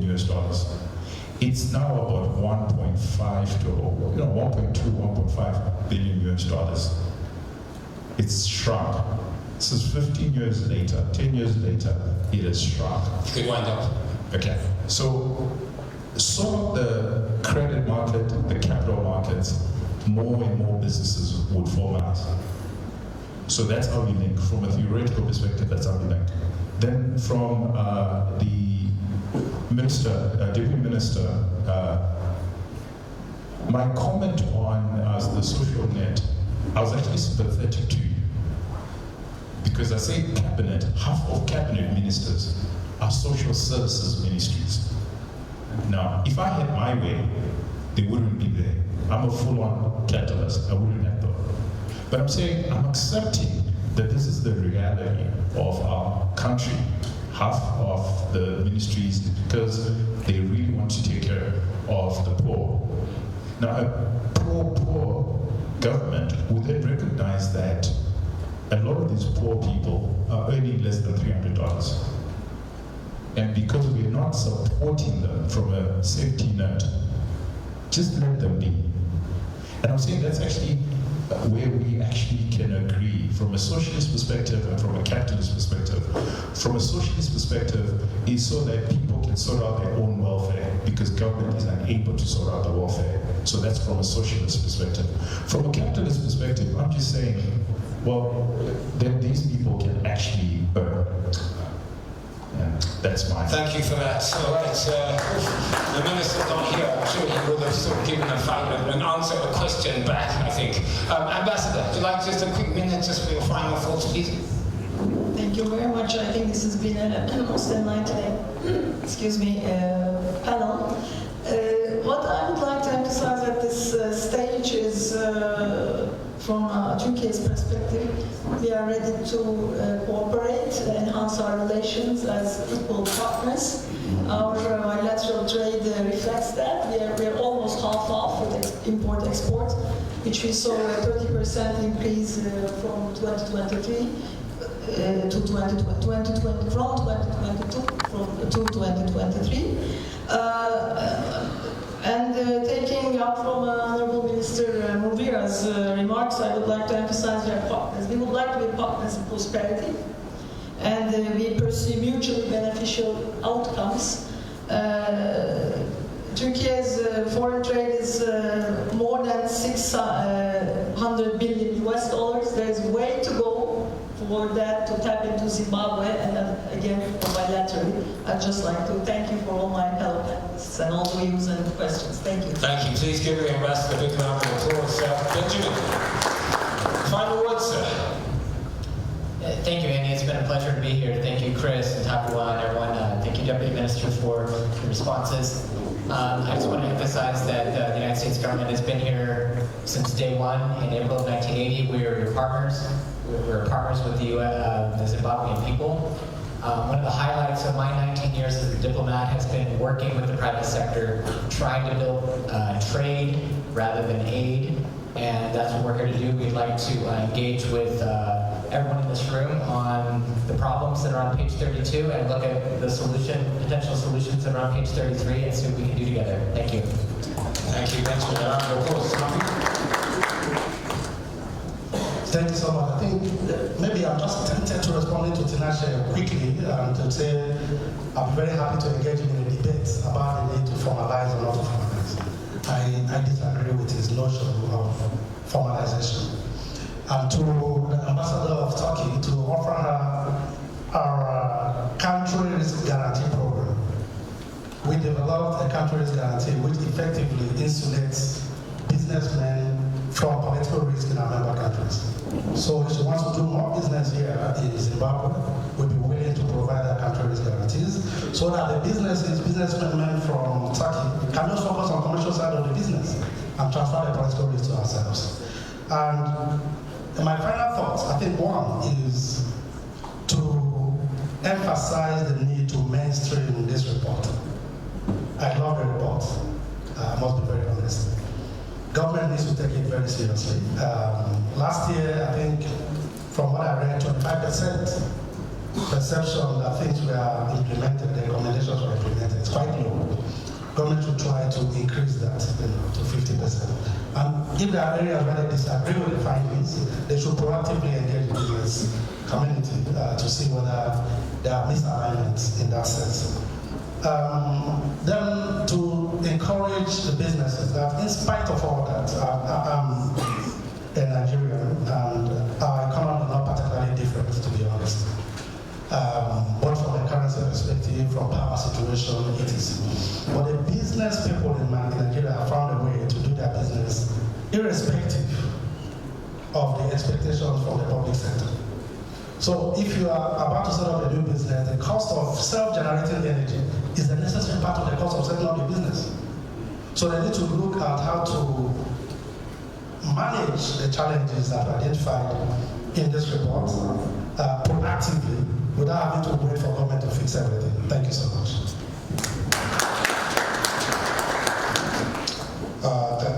Thank you, everybody. Thank you, ZCC. Maybe since Humphrey mentioned political risk to the Turkish ambassador, interesting fact, you know, at the advent of 2017, 2018, in the London capital markets, our political and expropriation risk insurance premiums were around 5%. Right now, they're down to 1%. You know, the ZCC Business Confidence Index seems to be showing a dip in confidence, while the London capital markets are having an increase in confidence in the business environment. Let's echo some of the words that the professor said, that, you know, sometimes negativity attracts attention. In the discourse of trying to build and grow an economy, we need to make sure that there is no government here, there is no private sector here, but we come together. And that's the reason why I like engaging with Tinashe and his crew, because to me they represent the private sector. You know, when Tinashe mentions that 90% of the credit market is government, you know, that's 90% of trying to manage scarcity. Because Andy's talking about 1.1 billion in just cars and tires, right? These are not government cars or tires. These are Zimbabweans buying cars and tires. 1.1 billion. It means that there is no company that's offering 3-year terms to purchase that same vehicle, which means that we're going to spend 300 billion as individuals just to buy that and spread it out over the years and use the other billion for something else. These capital markets will be created by us as Zimbabweans. where as government, where as the Ministry of Finance, we are lacking in policy, for example, we've tried as much as possible through the front door to create an open door policy so that we discuss some of these issues. If it's an issue of value preservation and credit creation, why do we not have institutions giving credit to buy vehicles if it's $1 billion per year industry? These are questions that you should not be asking government, but then I should be asking the private sector, because these are your figures. So we need to have a discourse where government and private sector are actually communicating and coming up with policy that allows the private sector to make money, because this is just money that is lying in people's, it's being driven around. I don't want to pay for my car up front, and I have to because that's the environment. I'd rather block that and build a shopping mall somewhere, but we can't. But that's not the role of government, that's the role of the private sector. So let's try to work in concert. Where government policy is ailing, I think through platforms like this, let's outline what those issues are, and we will try our best as government, to make sure we address those. And I think those will be my parting points, Andy. Thank you. Please, a big round of applause. Communication, consultation, working together is the only way forward for Zimbabwe, I believe. And all of you keep being resilient and keep doing 2025. Let's give a big round of applause to our panelists. Kuda, Mnangagwa, Deputy Minister of Finance, Economic Development, Benjamin L. Pierce, of course, from the U.S. Embassy in Harare, Political Economic Counsellor, Mr. Humphrey Nwungo, I hope I pronounced that right, Afreximbank Zimbabwe, Regional Chief Operating Officer, Ambassador Berna, Kasnaki, Versteden, Turkiye, Ambassador to Zimbabwe, and Tinashe, Murapata, CEO of Little Capital. Please, a big round of applause for them. Well, that's it for me. I hope I've done my job. I'm Andy Hodges. Take care of yourselves. Goodbye, and all of you, please stay safe. Bye. Thank you, and a big round of applause for Andy. Let me just invite the secretariat, the cabinet crew, to come and give our panelists some goodies, some presents. Ladies and gentlemen, I know we are running late and lunch is ready, but we've got one session, and I just want you to tell somebody next to you to put on seatbelts. As we prepare for this final session, ladies and gentlemen, just tell, we'll do it like this, we'll do it in exchange. Tell your neighbor to fasten on seatbelts, because we're about to enter into some turbulence. Secretary, please. We also want to invite Dr. Mazo before you go. The Deputy Governor, before you go, please. Also, and Mr. James Chimwaza, if you may just come and accept a token of appreciation from the ZNCC team.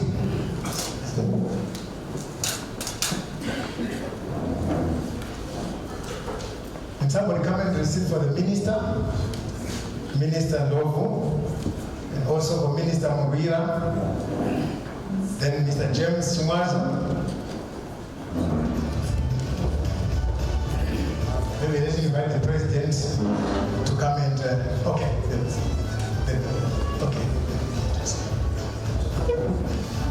The Deputy President is going to do the honors to make the presentations to our dignitaries. So for Mr. Chimwaza.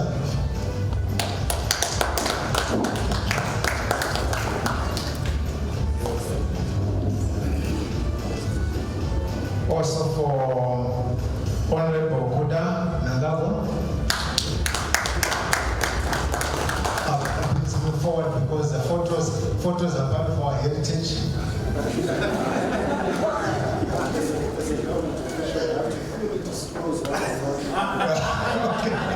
When it's tax season and then we review our taxes, ZNCC as well, they might not understand. It's a 5-piece barbecue set. Yeah, okay. Thank you. effort not to make mention of that. Thank you. And also H.E. Berna, Ambassador.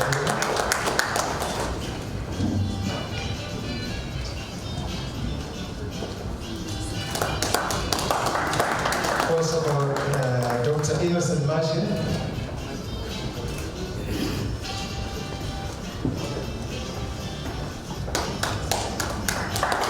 And Mr. Humphrey Nwungo.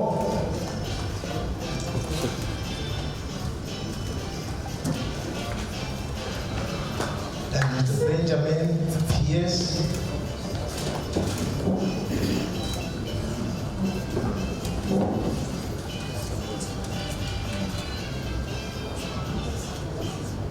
And also from Mr. Tinashe Murapata. Honorable Minister, you also, while the minister is coming, may I also invite Zimbabwe to just to come, the minister. No, photos are our heritage, please.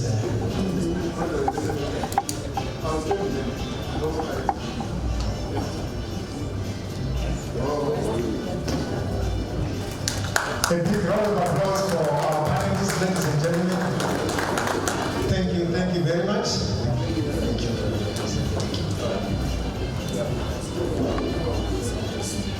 Can somebody come and receive for Mnangagwa? I think you can also have a photo taken as Honorable Mubira, and you'll be talking today about all those things that he was talking about. Ladies and gentlemen, Zimbabwe is one of our big partners or sponsors for this conference. Let's put our hands together for Zimbabwe as they are coming. But while Zimbabwe is coming, let me invite the final panel. Will not take long, ladies and gentlemen. The final panelists, ladies and gentlemen. Linda is our moderator, Linda Murilo. But let's invite Ambassador Christopher Mchambo to come and take up the seat up front. Engineer Dr. Gloria Magombo, Permanent Secretary, Minister of Energy and Power Development. Mr. Mike Kamangeremu, the past President of the ZNCC, to also come and take a seat up front. Mr. Alex Warren Rodriguez, Senior Economist, UNDP, Zimbabwe, please also come and occupy the seat up front. Honorable Tendai BT, constitutional lawyer, please come and occupy the seat up front. Mrs. Wazanai Piri, CEO Coronation Solution, and Mr. Tawana Nyambirai to come and occupy the seat up front. While he's doing that, may I hand over to Zimbabwe. Let's put our hands together for Zimbabwe. Of the Mangagwa Planning and Development Act of 1984, which has since been revised and is now referred to as the Mangagwa Planning and Development Act, Chapter 28.02. Zimbabwe is mandated to fund the development of critical and highly skilled human capital and innovation in Zimbabwe. It is a state enterprise under the Ministry of Education, Innovation, Science and Technology Development. Zimbabwe's vision is to be a resource mobilization hub for human capital development and innovation for an industrialized and modernized economy by 2030. Zimbabwe's key focus areas are to do with the funding of human capital development and innovation in Zimbabwe. These are the funding of 1. New knowledge creation. 2. Research. 3. Innovation. 4. Science, technological and engineering solutions. 5. Business enterprise. The funds collected by Zimbabwe are channeled toward the promotion of skilled manpower in Zimbabwe. This is done through the support of apprenticeship training, the disbursement of industrial attachment allowance for students at polytechnic colleges, and also the funding of various innovation projects that are spearheaded by the Ministry of Higher Tertiary Education, Innovation, Science and Technology. A very good afternoon, ladies and gentlemen, and thank you very much for this opportunity. I think from the onset, allow me to thank the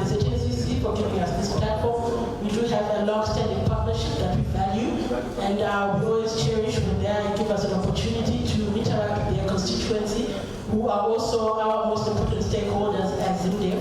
I think, as was indicated in the video that was just played, ZimDev, the Zimbabwe Manpower Development Fund, is a state enterprise operating under the Ministry of Higher and Tertiary Education, and the broad objective is to mobilize resources for human skills development in Zimbabwe. So therefore, we are bridging the gap between the supply and demand of skilled professionals in Zimbabwe.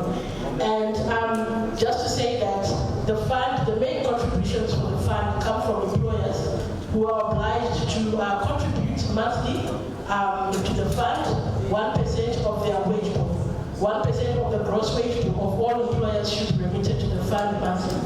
So I just want to take this opportunity to thank those members who have continuously complied with this obligation and therefore contributed to the fund, and to also encourage those who may have fallen behind a little bit or forgotten, but to just remind you that we value the contributions. They're being put to good use as we are developing skills in Zimbabwe through funding various projects at state universities. We are also funding apprentices in Zimbabwe, and we're also providing allowances to students on attachment from polytechnics. So all of this is possible because of the contributions from industry, and we encourage you to continue contributing so that we continue to meet the overall objectives and the national objectives that have been set by the government and His Excellency the President. Thank you very much.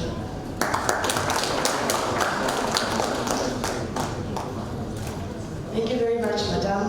Good afternoon. I'm Linda Muliro, the moderator for the session. I had hoped that the last session I was going to stick to the 1 hour time frame, given that I'm moderating politicians, and believe you me, it's not an easy task, but it's my pleasure to stand before you. I will start with Ambassador Mnangagwa as the spokesperson of the ruling ZANU-PF party. An issue of concern that has been raised by economists and critics is around the issue of policy consistency or lack thereof. Conflicting statements by government and the ruling party itself. And a major issue at the moment is around the lack of clarity around whether the current government will go beyond its tenure in 2028 or go beyond that. Why is there lack of clarity that some feel may scare investors and cause economic instability?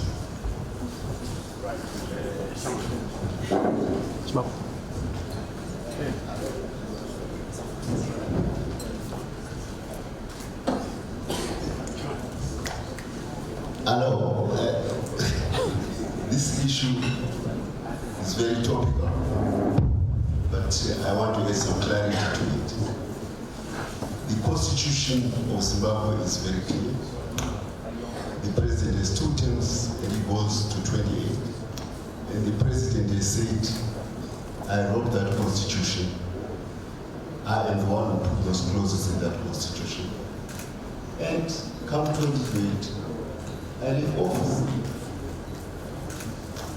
On the ZANU side, as the liberation movement, we hold a singular record of being the first ever national liberation movement who did not come into power, bullet to office. We downed guns in 1979, allowed the population of Zimbabwe to go and vote, and baptized our military victory by a ballot in 1980. So, democratic ethos is in our DNA as a party of people who voluntarily sacrificed to be where we are today. So, if there is a choice of succession, the choice is thrust upon the people of Zimbabwe and their constitution. And that's what the president is saying. We just came out of an election a year ago. All of a sudden, people want to talk about succession in ZANU-PF. But worse, they actually want a succession of a person or persons who get anointed to get that post. First is against the democratic ethos of ZANU-PF. You get elected to be where you are, because it is a party which grew up on the basis of voluntary sacrifice by the Zimbabwe people. Those who are pushing for a succession soon after an election, when a president has got 5 years, are the ones who have got a problem. And it is their problem. We in ZANU-PF don't have that problem. And if there are some people in ZANU-PF who have that problem, then they are backing against the trend of the party. So in short, the president will have his 2 terms. Come 2028, there will be a Congress of ZANU-PF to decide who becomes the next candidate. The president is precluded from having a second term unless the people of Zimbabwe decide to accord him a second term. He has absolutely no role himself in that decision. It is a constitutional provision that it goes to a referendum if that has to be a decision. So the decision is outside of the president. And lastly, I want to make one thing very clear. The current president, throughout the last 40 years, everybody who thinks the issue to decide for the people of Zimbabwe have been against him ascending to the post which he has today, the current president. By 2017, he makes it to the top, the current president. When he makes it to the top, everybody else who thinks he should decide for the people of Zimbabwe wants somehow to drive him out of office. That's why he slept with sanctions by those who think they run the world himself. Now, that current president has survived to be where he is today. And along the way, he has done things which this country has never seen before in terms of economic development. I'll tell you. All right, thank you very much, Ambassador. We'll get into I just want to end on that. So, based on his performance of his record of performance, it is happy within the party that he continues as the leader of the party until the time the party doesn't want him. So you live with that because we take our decisions to the electorate, and what the electorate decides is what ZANU-PF will do, I think. Thank you very much, Ambassador Mnangagwa, for setting the record straight. Advocate BT, your reflections around government's arrears clearance plan. We had recently the High Dialogue Platform, and I'm asking this in the context of submissions you made during your tenure as Finance Minister that Zimbabwe should get forgiveness under the highly indebted poor countries forum. What are your reflections around the plans being implemented by government? Thank you very much. Let me thank the leadership of ZNCC for inviting me here. And I'm just late that the Minister of Trade had a role in ensuring that I was here, so I'm very grateful to him. I think it's important that Zimbabwe resolves the issue of its unsustainable debt level. Our current debt officially stands at around $22 billion US, but some would argue that it could go as high as $40 billion. It's important that we find a solution in respect of the amounts that we owe to the IFIs. We owe about $5 billion US to the Paris Club of lenders. We owe about US $2 billion to the World Bank. We owe about $600 million US to the African Development Bank. There is some opaqueness with regards to the total amount that we owe to China. There is some opaqueness with regards to the amount that we owe to the African Import and Export Bank. And I wanted to ask Humphrey, who was here, why they keep on lending money to the Zimbabwe government, which money doesn't go through the approval process provided for by our constitution, which demands that any external debt must be approved and ratified by Parliament. The African Import-Export Bank that doesn't do that. The issue of debt is not about the obligation to settle. Zimbabwe defaulted on its debt way back in 1999. The amounts we owe in the global context are very small amounts. It's small change. The issue about debt is a development issue.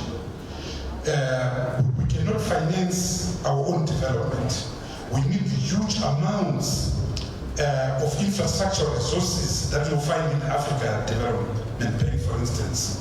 In the World Bank, for instance, remember the original name of the World Bank was actually the Bank of Reconstruction and Rebuild following the Second World War. So it's important that we deal with the issue of debt. But the solution to debt is not purely an economic solution. You can't decouple a debt resolution from politics. Zimbabwe doesn't have the capacity to repay 21 billion, to repay 42 billion US dollars. I would also argue that for a Minister of Finance of a small economy like Zimbabwe, to take 2 billion US dollars in a population where 79% are surviving on less than US $1.20 a day, with the extent of the other development in our country, it's actually irresponsible. I would rather take the 2 billion US dollars and build hospitals, build schools, and build roads and infrastructure, i.e. attend to the gross capital formation of our country. But how do you resolve this debt if you don't pay? There's a solution that came out from developed countries, known as some would call it the highly indebted poor countries program, HIPC. Our government has been trying to do that for a long time. This program simply says that if you can demonstrate that you can manage your economy well, and I don't think that any finance minister needs the World Bank or the IMF to tell him that inflation is bad, low interest rates are bad, corruption is bad, wasteful consumptive expenditure is bad, failing to live within one's means, i.e. lack of fiscal consolidation is bad. So if you can follow that track record, they will give you a debt forgiveness. That's why they ask you to go through an upper tier SMP, an upper tier staff monitor program with the quantitative and qualitative targets that you have to meet. So that's round one. Round two, you have to deal with governance issues. You have to deal with political issues. Are you able to run a free and fair election? Do you have a clean record on the rule of law and human rights? Now, if you have a terrible record on elections, if people like Job Scala can spend 2 years in prison, then you have a problem. So, in short, the problem that Zimbabwe is facing with its debt agenda is not so much the management of the economy, but rather the political hygiene. We have to deal with our political hygiene, the issues of rule of law, the issues of clean legislation that is consistent with the constitution. So the international community, the African community, will frown on legislation such as the Patriot Bill, will frown on legislation such as the Private Voluntary Organization Bill, will frown on attempts to assault and emasculate the constitution by removing the term limits that are provided for in section 327 of the Constitution. So as far as I'm concerned, we need to deal with our politics, we need to deal with our rule of law record that is putting a premium on this country. All right, so I will bounce off some questions to the panelists, and do get ready with your questions as we'll soon be getting into a Q&A. Now, Mr. Kamgeremo, when you were elected as ZNCC president in 2022, you did say that you wanted to push for private sector economic growth and engage policymakers. Just to reflect, to what extent did you achieve that? And how far is government going in ensuring private sector-led growth? Thank you very much. much, Linda. By the way, you indicated that you're moderating politicians.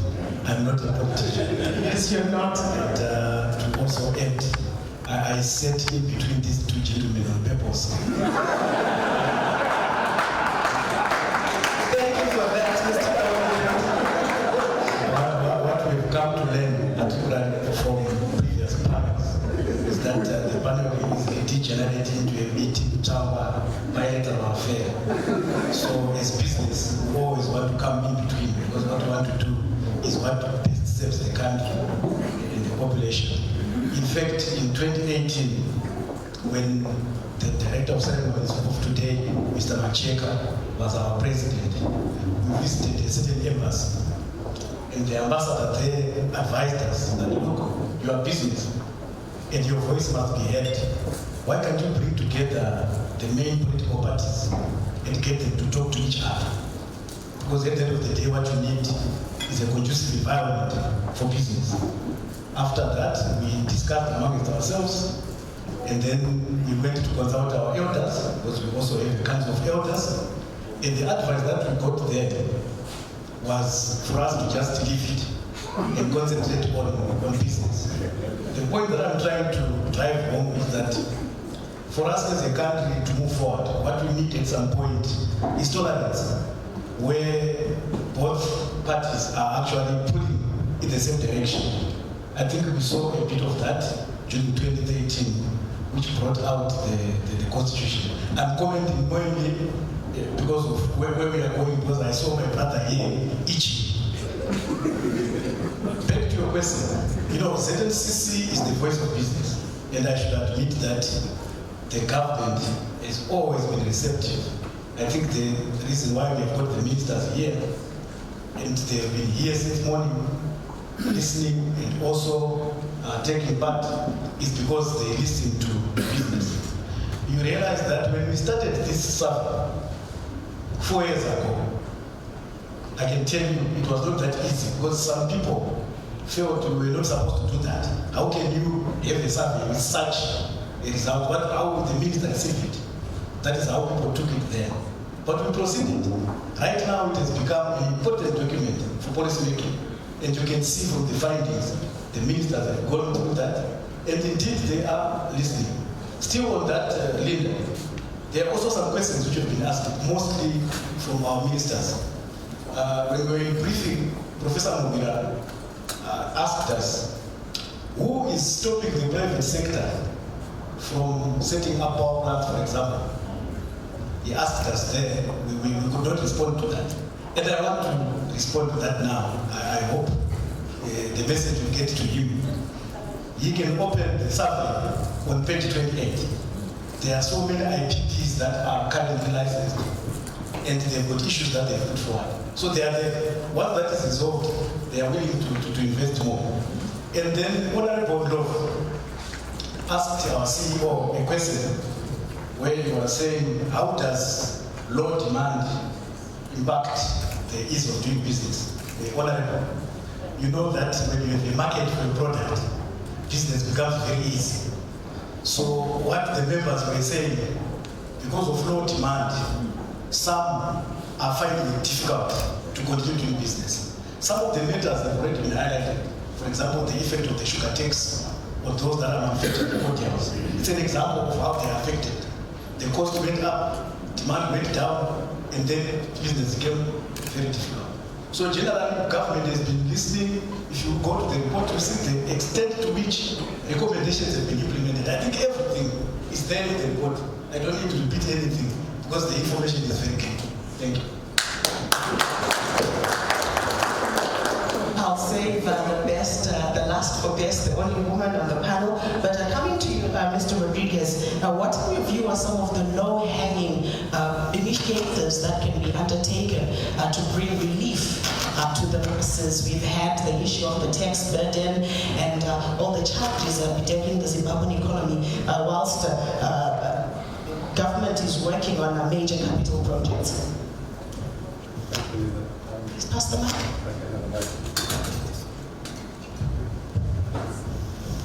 Thank you, Linda.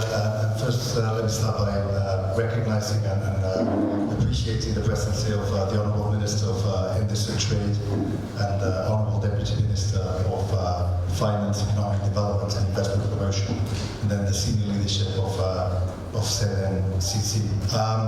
UNDP is a partner of this report, and I also like to say that we really appreciate this partnership. Our work, not only in Zimbabwe but globally, is driven by an ambition to drive evidence-based, inclusive policy dialogue, policy formulation for sustainable development. And this very long sentence I've just said translates into this practical things that we're seeing here today. A report, evidence-based, very well done report, and a dialogue where we bring different actors around the table and have a discussion on issues which are important for Zimbabwe. So I'd just like to recognize and appreciate and thank ZNCC and also the authors of the report for making this possible. I was doubting, hesitating whether to weigh in on the issue of informality, and I think I'll have a go. I've recently arrived in Zimbabwe, so I don't know much about that Zimbabwean economy, the Zimbabwean informal economy, but I've been working on informality for many, many years in Asia, in the Philippines, Vietnam, in the African continent, in Uganda, Mozambique, where I've just come from. And I think there's a number of myths around informality that it's important to break down and unpack to understand exactly what we talk about. And we make sure that we formulate the policies that address different aspects. And I think there's 3 or 4 which are important. One of them is informality is not a sector. It's not a homogeneous sector. There's many dimensions to informality. In fact, you have informality, ILO will tell you, also includes formal businesses that hire informally workers, but the formal businesses, so they subcontract and procure from informal operators. You have then, you've got a natural concern, which is that people that go to the informal economy to escape the fiscals, to operate in parallel markets. Here, very evident in Zimbabwe, in terms of operating in the parallel exchange rate market. But in addition to that, what you have is a very large number, especially in terms of people, maybe not in terms of contribution to GDP, but a very large number of informal operators, which include anything from subsistence farmers, street hawkers, people who have very basic livelihoods. They might know, in terms of value, the value they contribute to the economy is not that big, but in terms of numbers of people, it tends to be very large. And I think it's important to recognize that. And each of those groups require different interventions. Clearly, those who are escaping the fiscus need to be taxed and probably be penalized, or people who are operating in parallel markets. But for the most part, in terms of number of people, it's very humble people. A lot of the statistics on informality globally include subsistence farmers. So people who don't even have access to markets very often, who see cash once or twice a year in very small amounts. So that's one myth. I think it's also important to recognize that some of those people do pay taxes or do pay fees. People operating in markets and things like that, they pay local fees. A third thing that needs to be demystified, I think, is that I'm not sure if you take out the large informal operators, those who make millions and do not declare to the fiscus and should declare to the fiscus, you take out those, you find that it's people who earn very little money, and hence that the scope for taxation is quite limited. It's important that they contribute and that they pay taxes. I think it's a matter of principle as a part of the social contract. But let's not expect huge amounts of money coming in terms of taxation. And this might sound a bit controversial, but you might find that many of these people won't be formalized, especially the small informal operators. Formalization will happen in the next generation, or the third generation, their children. And therefore we need to find ways of maybe at least formalization in a way that many of us understand, as in having an office in the CBD or Borrowdale Drive. That won't happen. What you need to do is give them the instruments, including the legal instruments, and give them some element of access to finance and things like that. So we need to tailor our interventions to that reality. In terms of low-hanging fruit, so going back to the question, I think the low-hanging fruits have been said here. I think the issue of stabilizing efforts which are going into macroeconomic stabilization, and I think the figures that were presented by the Reserve Bank indicate that things are improving, are going in that direction. I think that will create a lot of confidence. I think issues of business environment. Now, there's some things that require, it's policy measures, regulatory measures. There's other ones that will help the private sector, really thrive. I think maybe what we shouldn't lose sight is about the longer term issues. And that's a bit the challenge sometimes where immediate concerns are so important, the issue of stabilization is so important that we lose sight of longer term considerations. I think those are the ones that we shouldn't lose sight of. And I'd like maybe to mention three. One of them has been said here, energy. But we're talking about energy, it's interesting. I was looking at the report and the comments of people. People referring to outages, power cuts. And that's, of course, an important problem. I was looking at some figures yesterday for South Africa, but estimates from the South African Reserve Bank for 2022 indicating that the cost of load shedding amounted to 3.2 percentage points of GDP in South Africa. 3.2 percentage points, that's a huge amount. So that's the risk of, or the cost of, in South Africa, Zimbabwe is a different country, but it's a reference. That's the cost of power cuts. And in addition to power cuts, we have an issue of accessibility. All those people who still don't have access to regular sources of energy.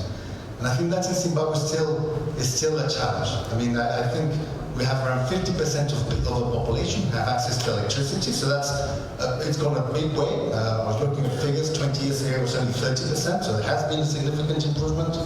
But you've got Kenya, for instance. Kenya coverage is 76%. So there is one area, I think, in terms of giving accessibility. And that's where you find the small people, the small business people outside Harare, Bulawayo, who don't have access to electricity. They don't suffer backups, they just don't have access to electricity. The second element, I think, education. We talk about industrialization. Industrialization is definitely the key to achieve the country's ambition to become an upper middle country by 2030.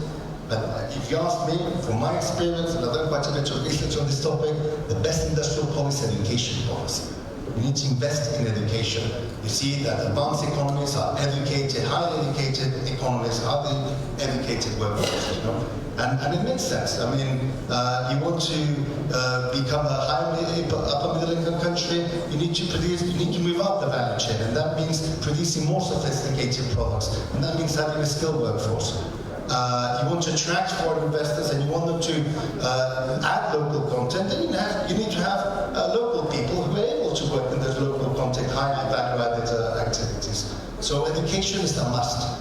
I think things are, my opinion, personal opinion, from what I've seen, the human capital base for Zimbabwe is very solid. I see it from a personal level, in the international community, living abroad, Zimbabweans tend to be top.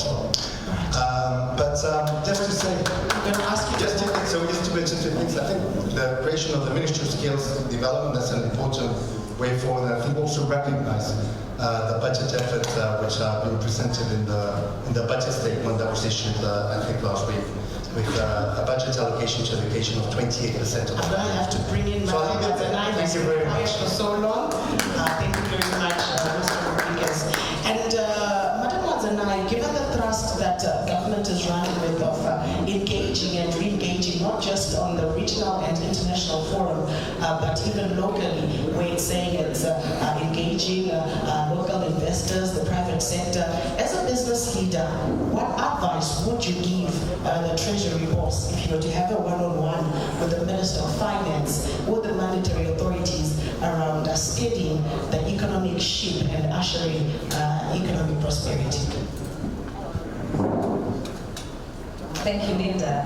Like the president of the TNCC, I'm not a politician.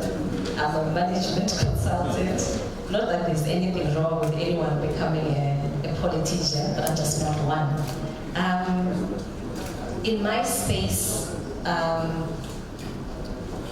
we tend to work with financial services sector. We're talking banks, insurance companies. We also work with manufacturing companies to proffer solutions. We work with miners, exporters, quite a diversified clientele. The one thing that you hear business leaders talk about, I guess the government people are here, is that I think there's no trust between government, or there's reduced trust between government and private sector. I was just listening to the ministers, I was listening to private sector. You can see the strongness in how, for that you were talking, Honorable, and the way Honorable Murapata was talking. I'm a Toastmaster. You know, you do what we call vocal variety. When someone is talking about something serious, you can see their face, you can even sense from their tone. I sensed a bit of defensiveness on the part of government, and I kind of sensed that thread quite a lot of times. Then flipping to the private sector, I also sense a bit of attack. It's almost you're attacking each other. And Honorable Murapata has mentioned that maybe we need to remove the barriers that says you're private, you're public, or you're government, and say, first and foremost, we are Zimbabweans, so to speak. And for as long as that trust is not there, because I think a basis of a good relationship, whether it's a husband and a wife, it's friendship, it's an employer-employee, there must be trust. And my challenge to government, to the private sector, is we have to get to a point where we can trust each other and fight for the rebuilding of Zimbabwe and set aside our differences. If there's been any research that has been done and is pointing out to a fault, whether it's in government or it's in private sector, let's look at it objectively without worrying about who said it. Because sometimes it's almost like when something is said by private sector, it's wrong. Or if something is said by government, it's wrong. So that's number one, the thread that I hear across leaders saying there's no trust. The second issue that I hear is that we don't listen.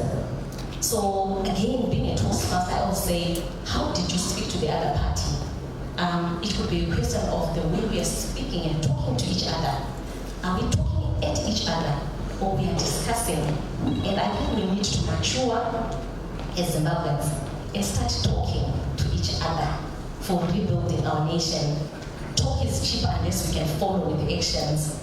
And so for me, those two things need to be addressed. Just watching as a consultant and hearing government, because I also work with state-owned enterprises as well as the private sector. But that discord, I think it's reached worrying levels where we can't speak positively about each other.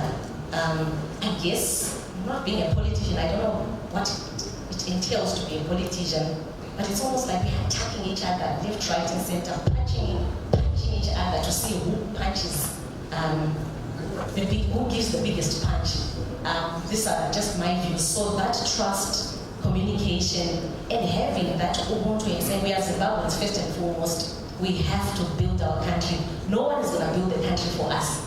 And we have to then start by trusting each other, communicating each other, in whatever form it is, we have to find each other for the good of our country. Those are the two issues. But as far as the economy in 2024, quite an interesting picture as a consultant. You do have businesses that are thriving, even in this state of the economy. I was looking at the regulator of insurance, because I'm coming from an insurance background. We've seen premiums, almost insurance companies reporting around 90% of their premiums in US dollars with very little in our local currency.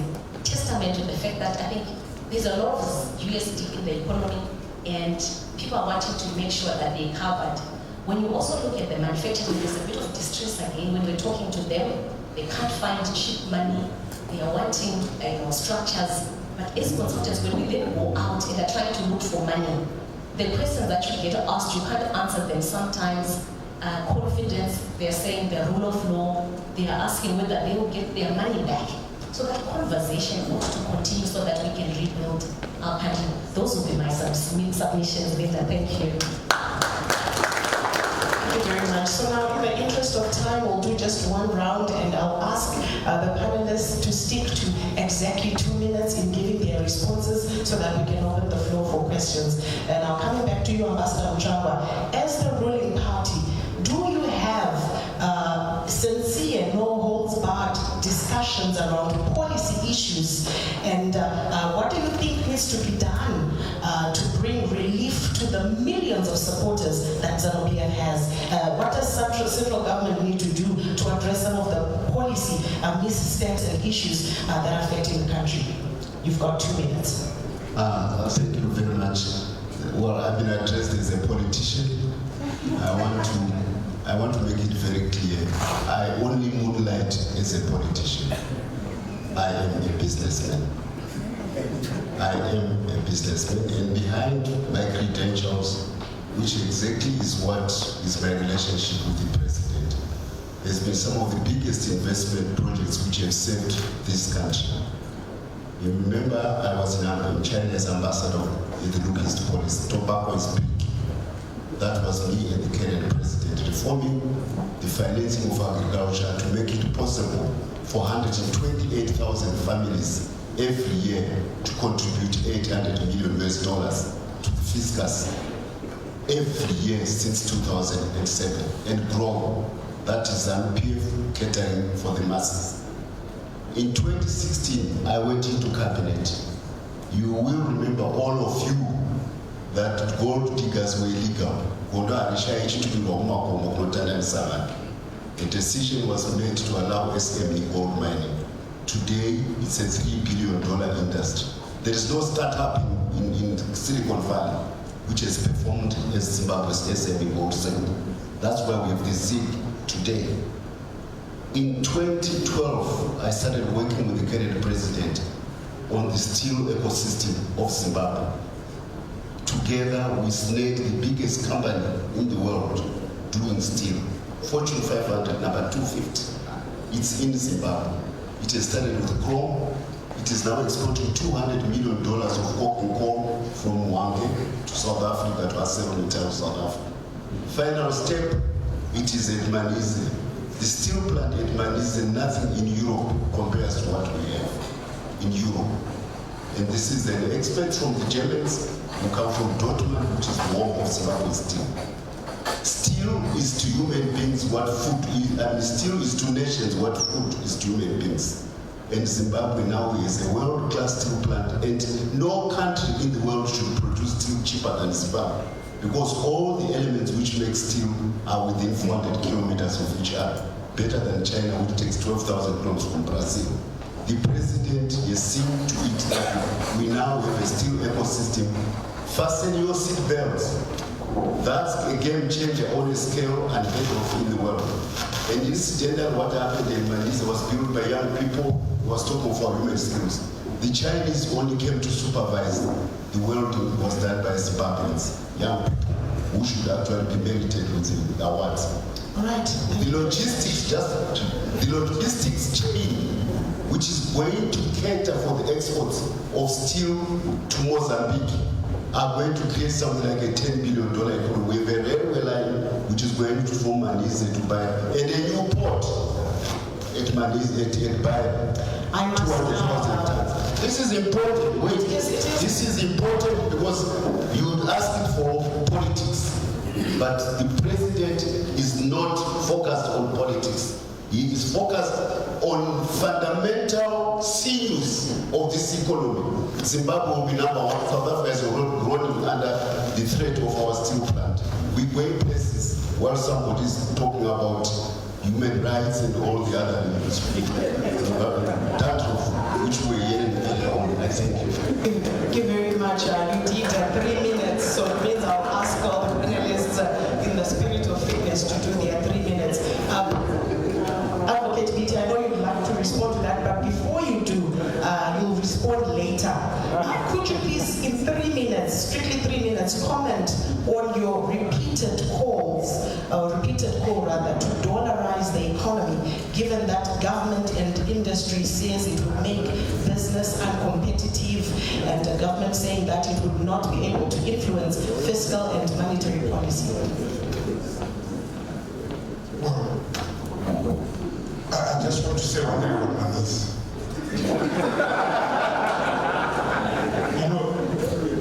You know, the problem why Zimbabwe is not developed and why the whole of Africa is not developed is because of our accumulation model. It is extractive. we are still exporting raw material. We are not beneficiating, we are not industrialized. Humphrey was here, he said between Ghana, Nigeria, and Cote d'Ivoire, they control 60% of the cocoa production, but they control less than 2% of the chocolate industry because there is no value addition. So my brother Chris can't celebrate Maniz that is going to build a deep sea port in Sofala, now known as Beira, to export raw iron to Europe or to the Far East without beneficiation in Zimbabwe.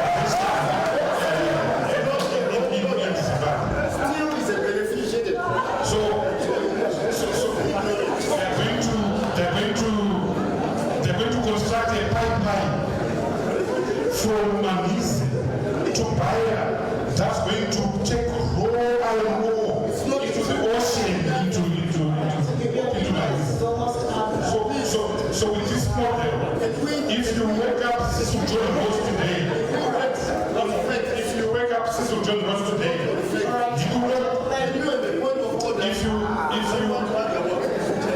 if you wake up Cecil John Ross today, you will get lost because the accumulation model is still extraction. The question that I asked will allow Ambassador to respond to the issues that you've raised as you gentlemen give your counter remarks. But I really would like us to respect the floor and allow them to ask you questions as they have sat patiently so that they can engage with you. So could you please respond to the question and let's allow the audience. Thank you. Yeah, so what happened in 2008 was that Zimbabweans, ordinary Zimbabweans, lost trust and faith in their own currency. It was not the decision or the wisdom of government that forced the Zimbabwean government to dollarize its currency in 2009. It was the collapse of confidence in a currency. And Zimbabweans have gone through at least 6 episodes of violation by its own currency. Up to 2008, we lost pensions of $5.68 billion as a result of our currency collapse, the introduction of the bearer check, for instance. And you remember, Chair, that by 2008, we were printing, the Reserve Bank was printing $100 trillion note, which could buy you 2 bottles of soda. Then people rebuilt their lives, their assets. By the end of the GNU, we had $6.5 billion of broad money in our economy. But on the 4th of May 2014, the Reserve Bank introduced a creature called the bond note. And so all the savings, all the rebuilding that people had done collapsed. The worst was 20th February 2019. On 20 February 2019, the Minister of Finance enacted Statutory Instrument 33 of 2019, which introduced the RTGS dollar and said the RTGS dollar was which was a fiction. Again, millions and millions of dollars were lost through that process. So it's because of the violation and the abuse that Zimbabwean people have suffered at the hands of their own currencies that they have no trust. So dollarization is simply a way of shielding, of the citizen shielding himself against the abuses, the omissions and commissions of the state of government. And if you look at, just to conclude, a citizen will protect himself, will take himself out of the realms of a government that is failing to deliver. Most of the people here have boreholes because there's no water in Zimbabwe. Most of the people here have got solar panels because there's no energy in Zimbabwe. So the US dollar or the foreign currency represents a safety self-defense mechanisms against the shenanigans of a government that has failed to manage its own currency. The point has been taken, and thank you very much.